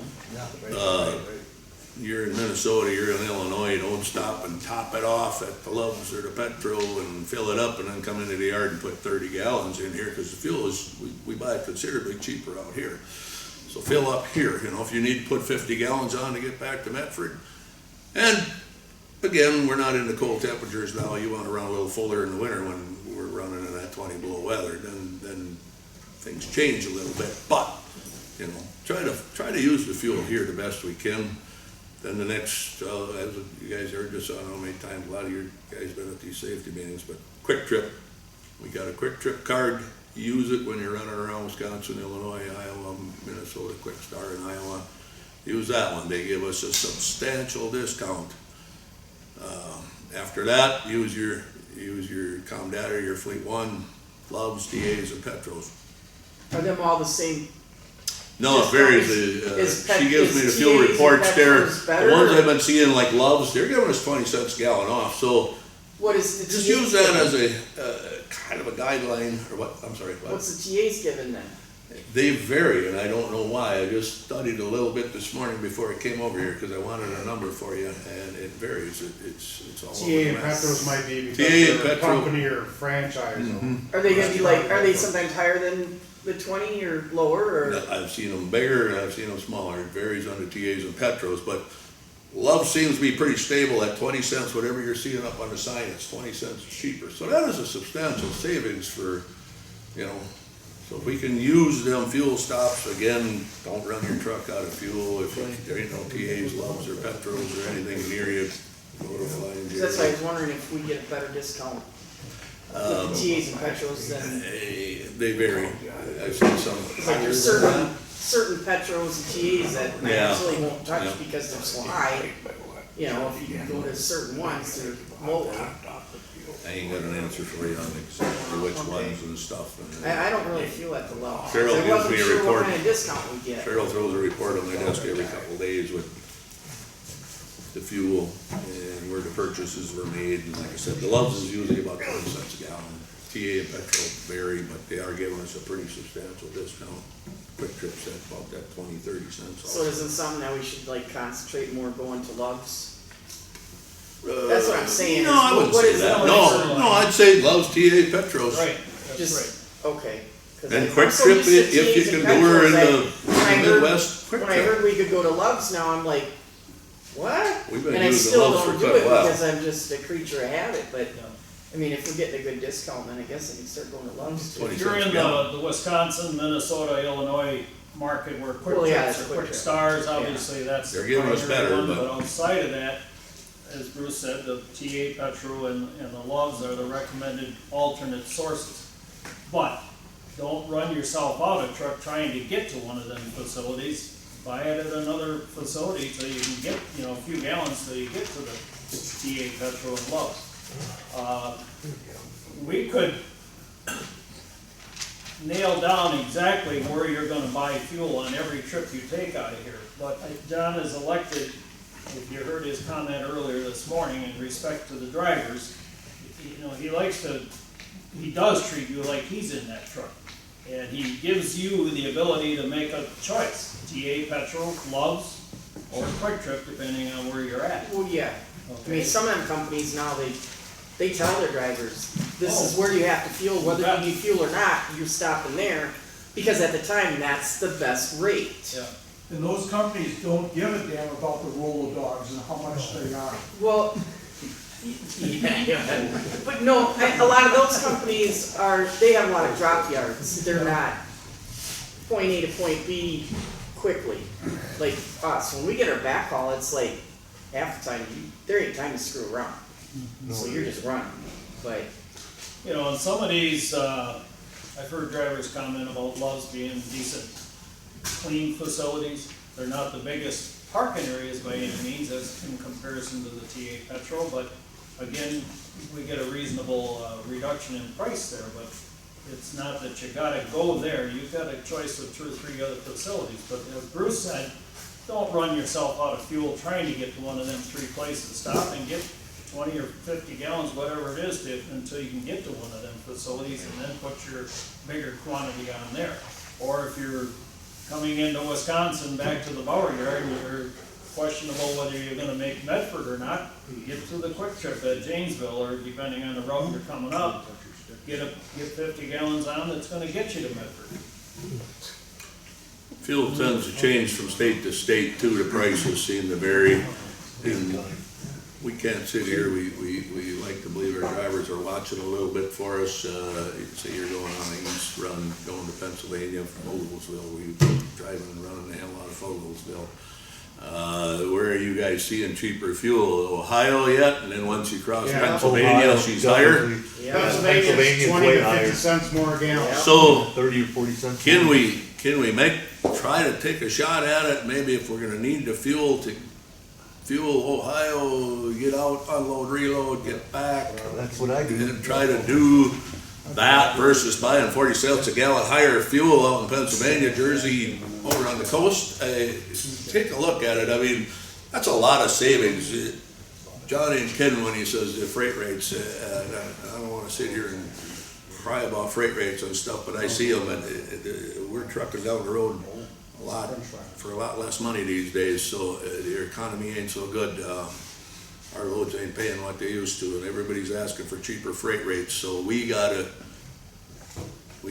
conserve the best we can. So if you guys can watch fuel prices in different states as you travel, It's not even the states, it's the individual truck areas, shops. yeah, areas, whatever. Like that one, you can know, get fuel 20 cents cheaper keep an eye on a gallon it. if you go 20, 30 miles down the road. It's just something that, jot it down or something, but if you can conserve us 20, 30 cents a gallon on 150, 200 gallons, I mean, that's a substantial savings, that's a lot of money. So, try to do it, if again, if you need fuel, don't run that truck out of fuel. Anyway, I'll be brief here, we gotta keep rolling, we're rolling into summer, road construction season. Steve hit on it pretty hard about distracted driving and stuff, but I'm gonna say it again, you're coming into orange barrel season. Don't be distracted rolling in there, don't be looking at your GPS, doing your hair and trimming your nails, Playing the accordion. yeah, tubas, they don't fit in the cab that good. So keep track of what's going on, be aware in these constructions. Fines are double in constructions. Steve hit on phones, we kind of hit on texting, we received a citation a while ago. I wasn't talking. Well, that device was in your hand, looking at Google Maps, whatever the case may be, trying to find the location. The officer seen it. We were written for it, heavily weighted. So that's all I got. What I would like to say, on our hats, it says 50 years of, Gary? What's the policy on running the toll roads? Are we supposed to be running them or not? Well, Bruce and I's had this debate, and I won. We've looked up quite a few of them. Our operating costs are a lot higher than they used to be. Still, if we're not gonna run a lot, and there's so many variables, Gary, unless I sat up here and picked every load, every outgoing load apart, there's a lot of variables, but we can run the toll roads nowadays cheaper than we can run the outer route miles. Our operating costs are high because of fuel, because of insurance, because of parts, pieces, tires, equipment, driver wages. You guys took a pretty good substantial pay increase here a few years ago. It all adds up into our operating costs. We can run toll roads.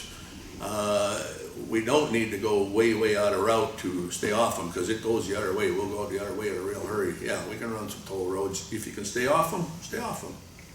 If there's a decent route where you can run pretty good, like I said, there's so many variables where you all go. I can sit here and try to dissect it for you, but we'll be here till noon, but you guys probably don't like that. But yeah, we've found that some of the toll roads are cheaper to run on now versus taking a lot of outer route miles. So. Okay. Bruce, Gary, in reference to you personally, you continue doing what you're doing.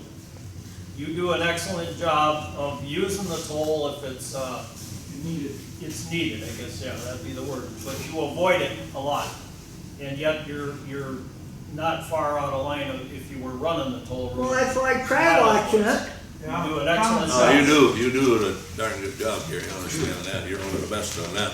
That's a pat on the back. So, anyway, Al? Well, how much do you figure, how much a mile would it cost? Can't you figure it out that way? How much a mile is our operating cost? Going 50 miles out of your way, how much per mile would it cost? Can you To figure go it out? 50 miles out of route? Yeah.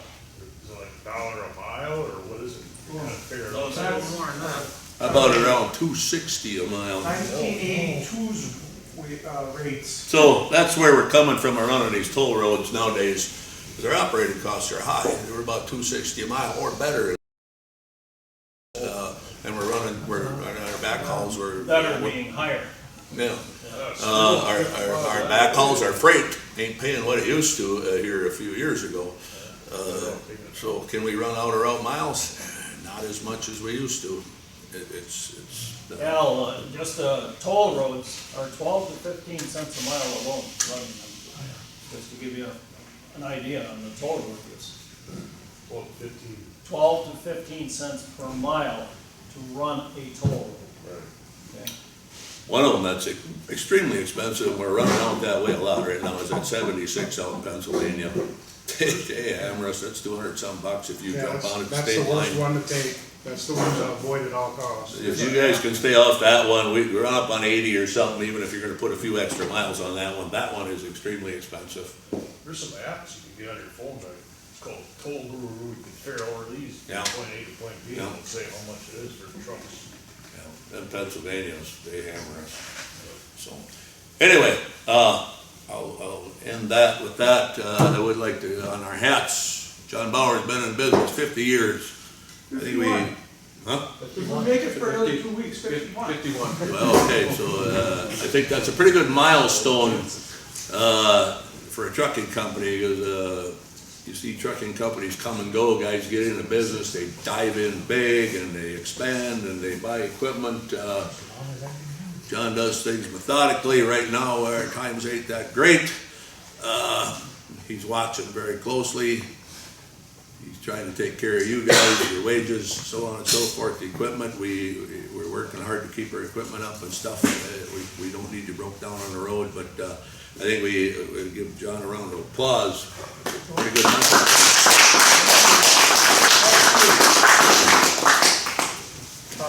I guess it's me again. Go ahead, Sebastian. Can we fix some of them 500s and 700s for the dollies? Yeah, They're a pain in the ass to I know. crank. and the header sills in the back are getting bad. Can I interrupt you, John? Yeah. We gotta get some more of these tickets things down here. I think some of those, Bruce, are downstairs people. Downstairs, and they're not filling up, but, let's go 895, 893, 897, 900. Read them all, okay. 889, 894.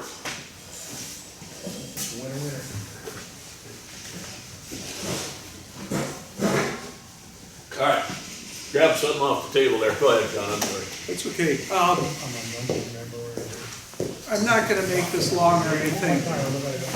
I think everybody knows, even on their personal level, what kind of crisis we're in. We got into this recession. This is my 7th in 51 years. You even know on a personal level of what's going on out there in the country. I remember the first one I was in was in 1974. And young buck, long-haired, leaping nose, flannel shirt, and a pair of denim hiking boots. God, I was great. Went to my first truck auction that summer because the company went out of business because of that recession. And it was Chippewa Motor Freight, and it was held at the Minneapolis State Fairgrounds. I didn't realize it until years later of what a magnitude that was. There was over 1,000 trailers, trucks, everything. That same year we lost Maislin Trucking, and we lost Gateway. And those are just companies that were right in Wisconsin. And it never dawned on me a recession. Finally, another one was in 1979, 1980 was another big recession. I don't know if you remember that one. That was a killer. That's where the interest rates were 18, 19%. Jimmy Carter. Yeah, and there was just lots and lots of turmoil. We survived that one. We just, I think Bruce mentioned it, we did it methodically. The one in 96 was tough. And I could go on and tell you stories about all these. The one in 2007, not the one in 2009, the one that started in 2007 was a tough one. That extended for quite a few years, but we survived that one. Democrats. The one that we're in right now, it's tough, believe me. But I made decisions for the betterment of the company as a whole, because I don't want, it's too easy to become a statistic in this business. And making sure that you people have to go and find another job or get down the road some other way. What I had to do too, and I'm gonna bring this up because I've been hearing it, that, oh my God, we're going under because we lost Geldo. Well, yes and no. First of all, when we were working with Geldon, which we have, this is my first time with Norco / Geldon. That we put our rates in, and because of shenanigans, I'll call it, working with people that we thought were our allies, and being a, Above board. right, above board, we left things the way they are, because I did not want to go and start cutting wages, equipment, things that didn't make a lot of sense to me. With that aside, we did just put our rates in again. I don't know where they're gonna go. I bent a little bit, but I didn't break without coming to everybody and saying, hey, we're gonna have to take a cut, do this, do that. So again, we're still working on it. We have had to take freight. And the problem of it is, right up front, I said that in 21, that the problem with it is when the spot market and the COVID and everything hit, and we had it here locally with our people that went and bought their own trucks. So what happens is we have 25% more capacity than there is freight. So it's a feeding frenzy. I don't know who mentioned about $1 a mile, but oof, those are 1980 rates, and we aren't far from that. It is tough. It is tough to try to make things meet. One of the things that we've got going here, I have a lot of good people, number one, that are concerned with tolls, fuel, everything like that.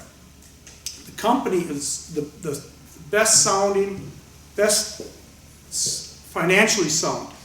I just do not want to waste capital on buying new equipment right at this point. Like I mentioned before, the trucking company that's been in business 100 years that went and bought 100 2023 and 2024s.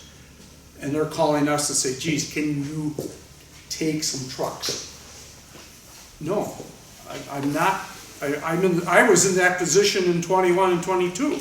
I'm not gonna buy a brand new truck, run the daylights out of it for cheap rates, because it doesn't make any sense. That's why I wanted to bring the mechanics up. I think they're doing a fine job. There's a lot of times that when we have an incident, not an incident,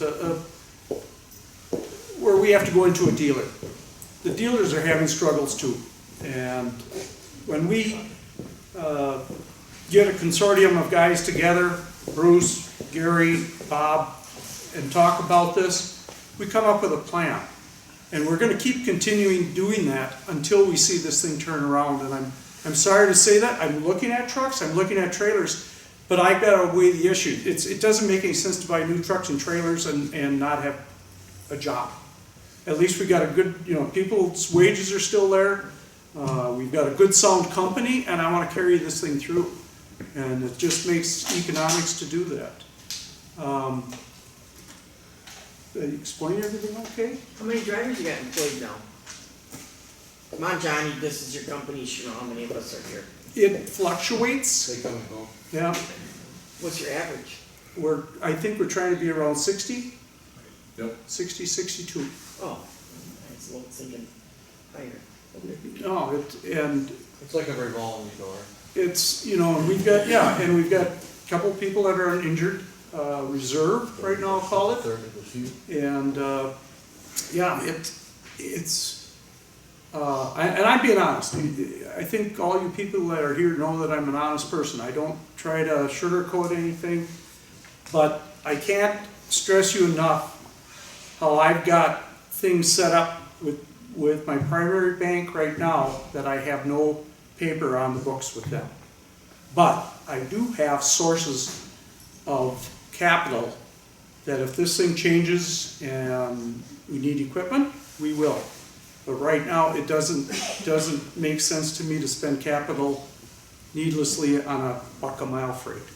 So we're gonna keep the stuff going as long as we can until things change. And it's all what we talked about with this meeting. It's all of us working together on it. What's the future of this place? The future of this place? You, I'm saying, you're no spring chicken anymore. You know? Hey. His daughter's gonna come in, take the place over, and she's gonna clean it all out. There ain't gonna be anybody left. There'll probably be 5 people employed here. And the rest will be fired. Bring it on. First of all, I'm not a snowbird. You couldn't give me all the shorts in Bermuda to sit in Arizona in the summer or in the wintertime. I like it around here. I got my health. I have no intention of leaving. I don't have any intention of leaving. Again, reflecting back, could I have grown this company and been a big red like in Marshfield and not know my people, my employees? I could have done that. I don't want that. And I think you people understand that. It's kind of, I'll just give this little story. I was in dispatch, I think it was Wednesday. I go to dispatch every morning. And I'm not a guy that can go on a computer. I choose not to, there we go. But I feel, touch, smell, taste, everything about this company. I'm here quite a bit. But it was kind of interesting that I think it was one of the gentlemen that they deal with at C.H. Robinson.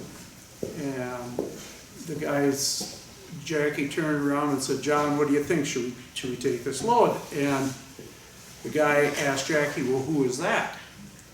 And Jackie said, that's the owner of the company. And he couldn't believe that the owner of the company is sitting in dispatch listening. And why would you not? Yeah. because there's a lot of people that have layers of management. That's why they'll go broke. That's why they go broke, and that's why they lose drivers. And that's why another thing that, I've always called it, you gotta sing for your food. And that's why I have everybody stand up and give their name, so everybody knows everybody and how long they've been here. That to me is a personal satisfaction. We have one that just started today, to 25, 26, 27, Tom Hool, 30 years has been here. He answers the phone. He's been with my company 30 years. And I just look at that, that's kind of what bangs my shutters to, you wouldn't believe, and I'll just say it, I'll be up front, what a change in 5 years of people out in the parking lot with new vehicles, or newer vehicles. I mean, to me, man, that makes me feel good. That really paying does. us more, that's why. Pardon? Because you started paying us more, that's why. And probably You can so. afford the damn thing. Probably so. And I could have probably said, geez, Darren, I'm gonna have to reduce your wages, but you can haul windows for children. But you know what, I just say, you know what, I'm retiring, I'm done. Yeah, and that happens. I'm waiting for you and Bruce to retire, or you and Bob. I'm not retiring. Retire. I've got no reason to retire. Damn it, you're gonna make. So I'm gonna make you work here. Well, no, I mean, I don't know, the amount of drivers that you have that have been here longevity is a lot higher than other companies. Oh, gosh, I hear yeah. that from other drivers. They're like, well, how long you been there? Are you kidding me? Yeah. Oh, Christ, I only been with this company for a year or 2 years, and they're job jumpers. If I can add this, Bruce, I know we're chewing up time here, but we had a prospect that came to work for us. I don't even think he made 2 weeks. No.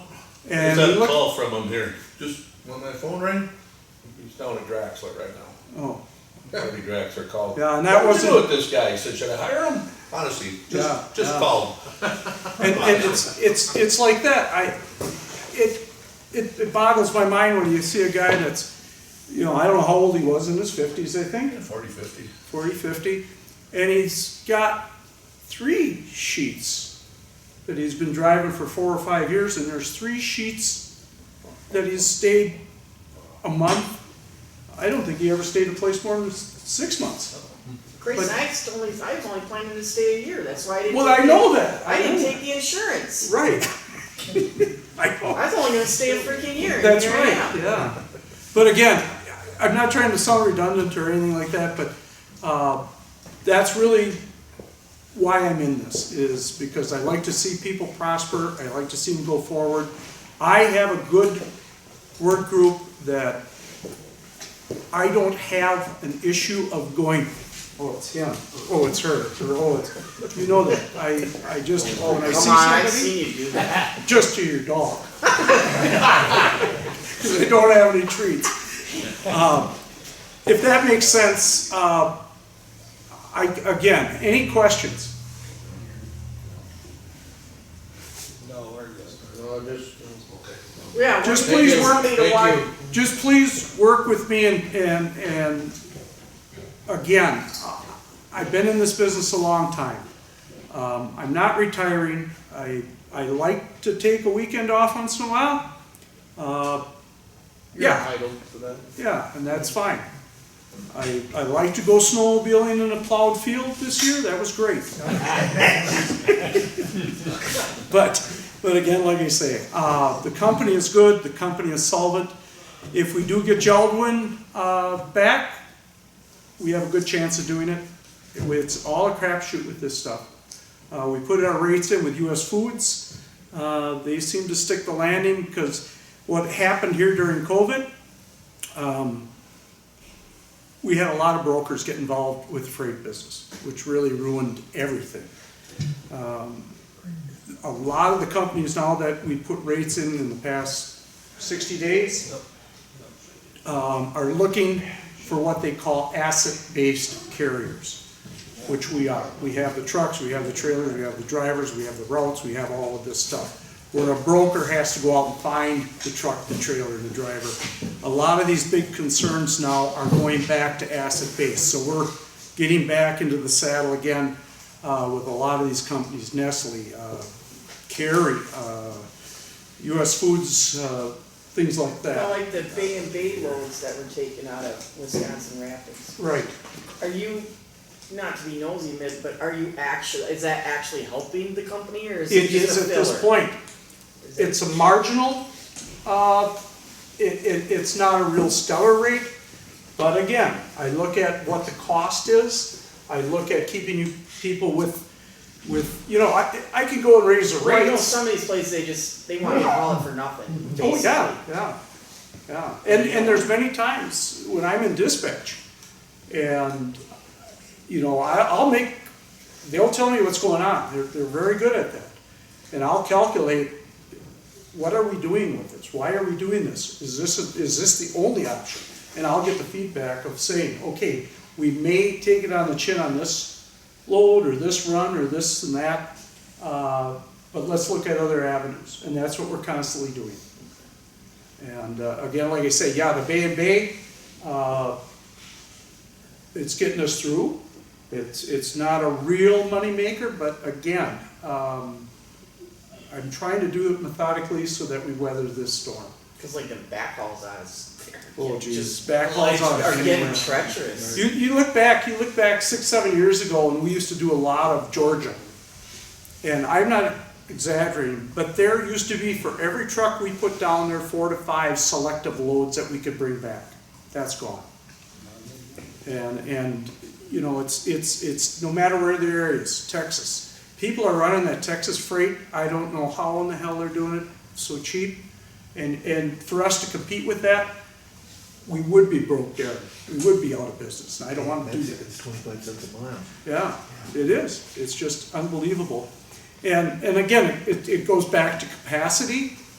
These dumbass banks give all these people with a paycheck a brand new truck, and now all of a sudden they got a couple of years on them, and now, oh geez, they need tires? Well, I don't have any money for tires. I don't have money for this. And I've been through this. So again, you just gotta, there's an old saying, when times are tight, hold on to your money tight, and that's what it is. And we gotta get through this storm. I don't wanna keep going. The only thing I can say is please vote smartly in November. If anybody, Just go on and say it, red baby, red. just, I don't know if this goes the wrong way, we're all in deep doo-doo, in my opinion, and I've been in this a long time with business. So again, thank you very, very much for all your hard work. Please tell the rest of the drivers that are out there working, hang in there. We've got a good company, good sound company, and we want to keep it that way. Okay? All right. Thanks. We'll get started on the awards presentations and stuff here.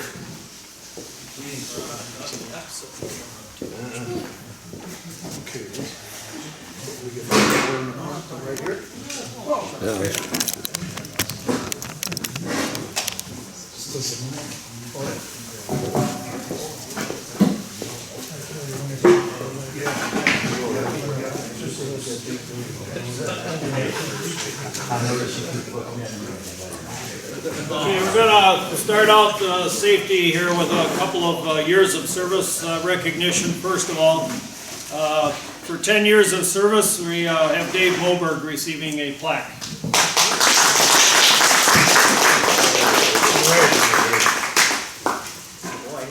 Around here, Dave.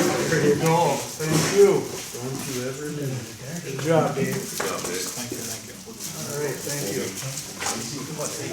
For 15 years of service, we are recognizing Gary Gross this morning.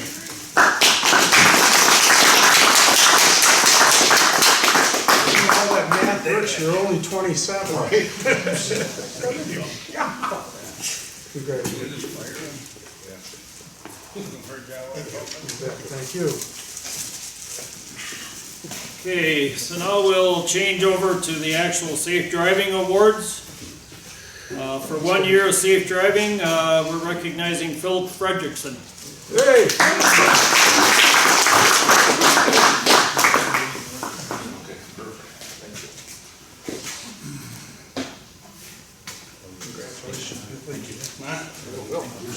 Good job.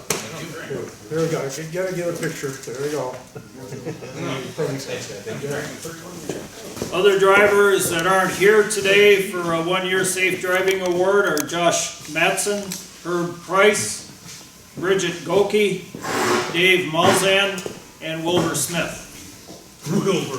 Going on, And just, again, fellow drivers, when you see them, congratulate them and make them feel great. You know, it's what keeps our team going. going on to 2 years of safe driving, Scott Calvin Anderson, who's not here this morning, and Darren Duck Savage.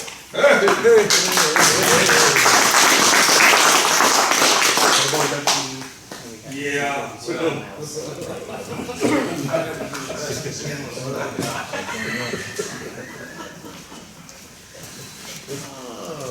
Good job, Darren. Good job, Everybody Darren. got there. There you go.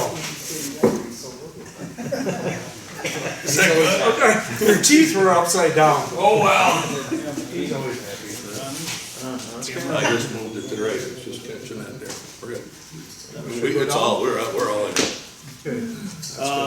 Going on to 3 years safe driving, we have Aaron Dvorak and Michael Pankratz, who neither are here this morning. 4 years of safe driving, we have Naomi Corey, Kelly Suko, who is not here, neither of which are here today. Sebastian Maybe. 4 years.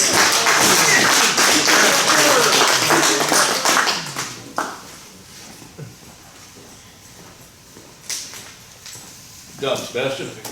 Come a long way since work study. Right. A few years. Congratulations. Thank you. And also for 4 years, Paul Heidel.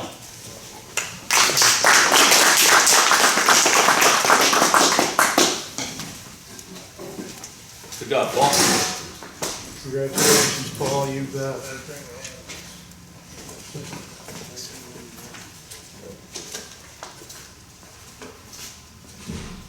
Okay, going on to 5 years safe driving, we have Steve Proft.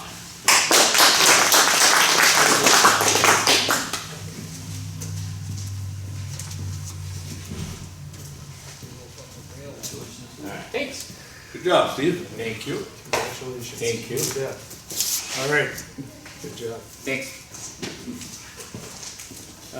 Going on to 6 years of driving, recognized as James Castle, Dave Opichka, who are not here today, and Scott Heidi.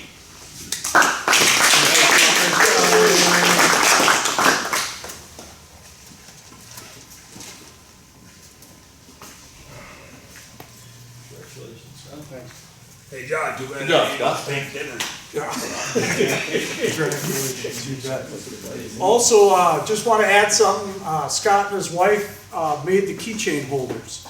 Oh, nice. So, He also made them cups you received earlier. Right. Bauer 50-year cups. yeah. Yeah, great. Okay, going on to 7 years safe driving, Jonathan Klingbeil, who is not here this morning, Alan Spatz.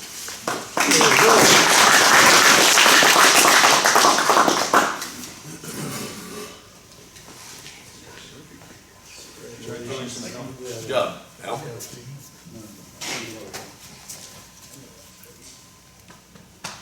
Good job. Also, for 7 years, we're recognizing Bernard Kramer.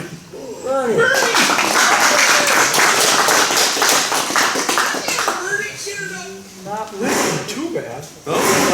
Not limping too bad.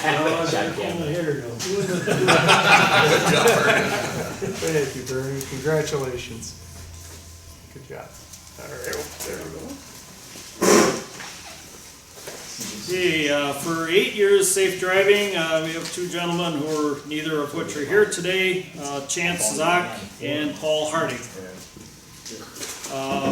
Going on to 10 years, we have Job Mateni, who is not here today, and also Gary Poggle.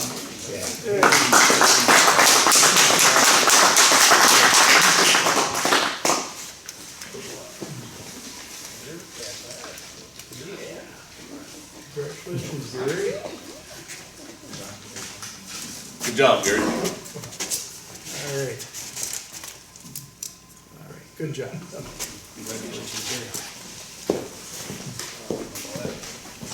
We're going to jump to 12 years of safe driving, and we have one driver, Brian Clarkson, who's not here in that group today. Next jump is 14 years of safe driving, Terry Cahart, who is not here today, and Howard Anderson. Hey.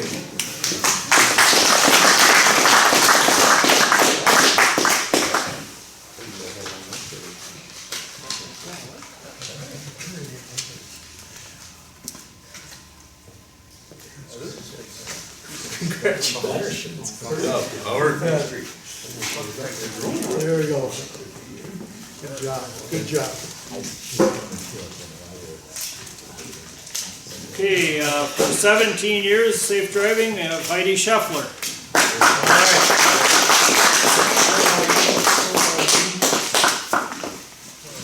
And you were only going to stay a year. I was. I was moving on. And then I, stayed, got pneumonia, cost me a fortune. That's right. And your company's gotta stay in business now? Okay, all right. Don't ask me to rough out, scare the heights. Thank you, Heidi. Congratulations.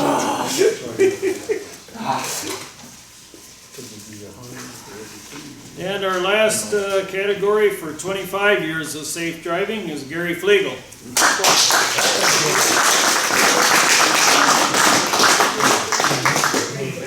Gary started when he was like 14, driving for us. Right after you start. That's right. Oh, thank you, Gary. Congratulations. All right. Good job. Good job.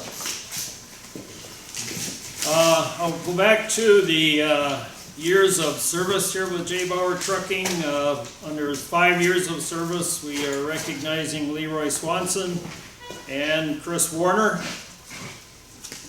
Under, should I say more? Who is Chris Warner? Who is Chris Warner? Is that new driver? We got another new driver, Chris Warner. We have a significant other here in the room. This old guy. That's in the walls. Come on, just keep it here. Okay, under 10 years of service, Joan Peterson, who works down in dispatch, and Chance Zock. 30 years, John brought up earlier in the meeting, Tom Hool. He's the gentleman that answers the phone Monday, Tuesday, and Wednesdays over here. Can I just add just a little anecdote here? Tom and I went back even before he started working here 30 years ago. I used to deliver freight to the Sears store downtown, which was at that time right next to Bauer's bar, my uncle's bar. He had the Sears store. And I always had to take the freight to the base, it's in an alleyway. And Tom would be out there and he'd make sure that every box wasn't crushed or torn open or everything, and if there was hell to pay. I know it's hard to believe with Tom. But it was the way it was back in those days. Like I say, I was a long-haired leaping gnome with a flannel shirt and a pair of Dunham hiking boots, jumping in and out of trailers, pedaling as much freight as I can. And Tom was there. When they took away the franchises for all the Sears stores, Tom ended up taking a managerial position at what was called Kopp's grocery store in Medford, which is the Senex station that was all a grocery store at one time. And I was in there one night, and Tom, I think, was having a few struggles with, I can't remember what it was. And we knew each other, and I said, Tom, why don't you try a new gig? And 30 years later, he came with us, and he's been here for 30 years. And he's a pretty good old guy. I can't say old. He's a pretty good guy. He says he's old. It's okay. Yeah. So again, like I say, those are a couple of the stories I have with Tom after 30 years. But it was all good, all good. I've got one nice picture of him that's going to be in my permanent scrapbook of my biography of this when I'm gone. But it's a picture of Tom sitting at the desk at the old facility, and it was his birthday, and I turned around and said, "Happy birthday, old fart," and I took a picture, and he didn't know I had a camera. And I still have that in my office. So it's all fun. It's all good. Isn't his birthday coming up again? Yeah. April. Every year it comes up.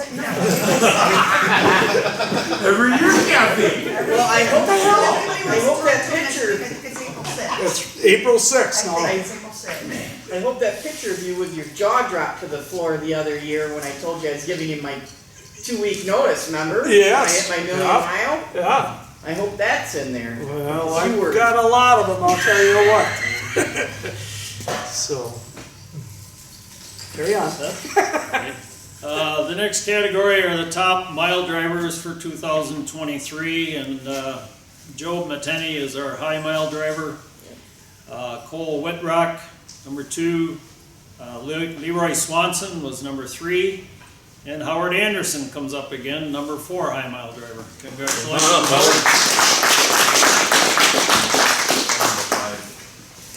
Howard. Howard, I'm not good at spelling. It doesn't say Howard. Don't say Howard, it says Vicky, which is Howard's wife, and she puts up with Howard, so. And she was begging to have something with her name on it. Okay. Howard's also sporting his million mile jacket that he got here a few years ago. You bet. All righty. Sounds good. Thanks, Howard.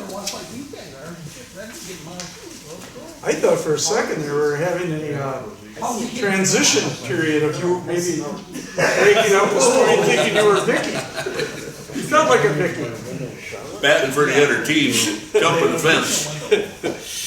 Our last category is a Million Mile Award for 2023, and these two gentlemen are not here today, but Brian Clarkson and Joe Mateni are both receiving awards for the Million Mile Award.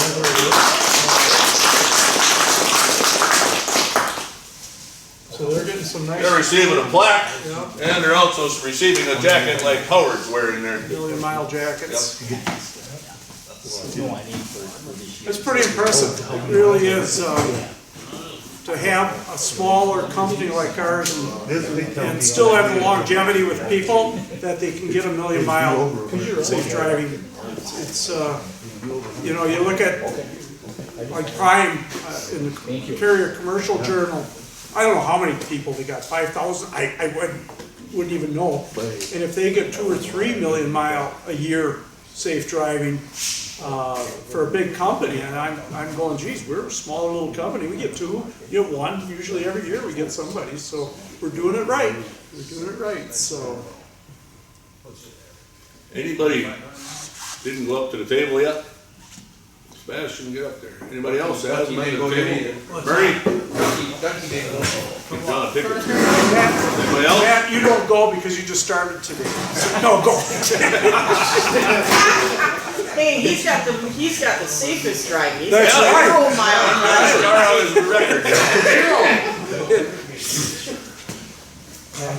He can brag though, he did pretty good on his CDL test. Yeah. Rolled right on through, not much training, pretty good. Before we, what's that, Steve? I was just asking who was a student, came through us then. Bruce? Before we conclude the meeting here this morning, I just want to thank all of you for coming this morning. Unfortunately, we got a lot of drivers on the road and had hopes that some of them would be here, but it didn't work out, obviously. But I want to thank Bruce for putting this meeting together. He had full control and responsibility to get it set up, and did a hell of a job in getting it put together. And I want to thank John, quite a gentleman to work for from my behalf, but I think for all of us. He's a good employer. He puts the cards on the table the way they are. A lot of the time it's funny, anecdotal, and sometimes, as this morning, it's pretty serious. We are dealing through some economic times that aren't just where we'd all like it to be, but we're dealing through it the best we can to keep the company going. We laid it out this morning to you, so as you talk to the other drivers in the fleet, bring them up to speed on John's comments this morning. And John, thanks very much.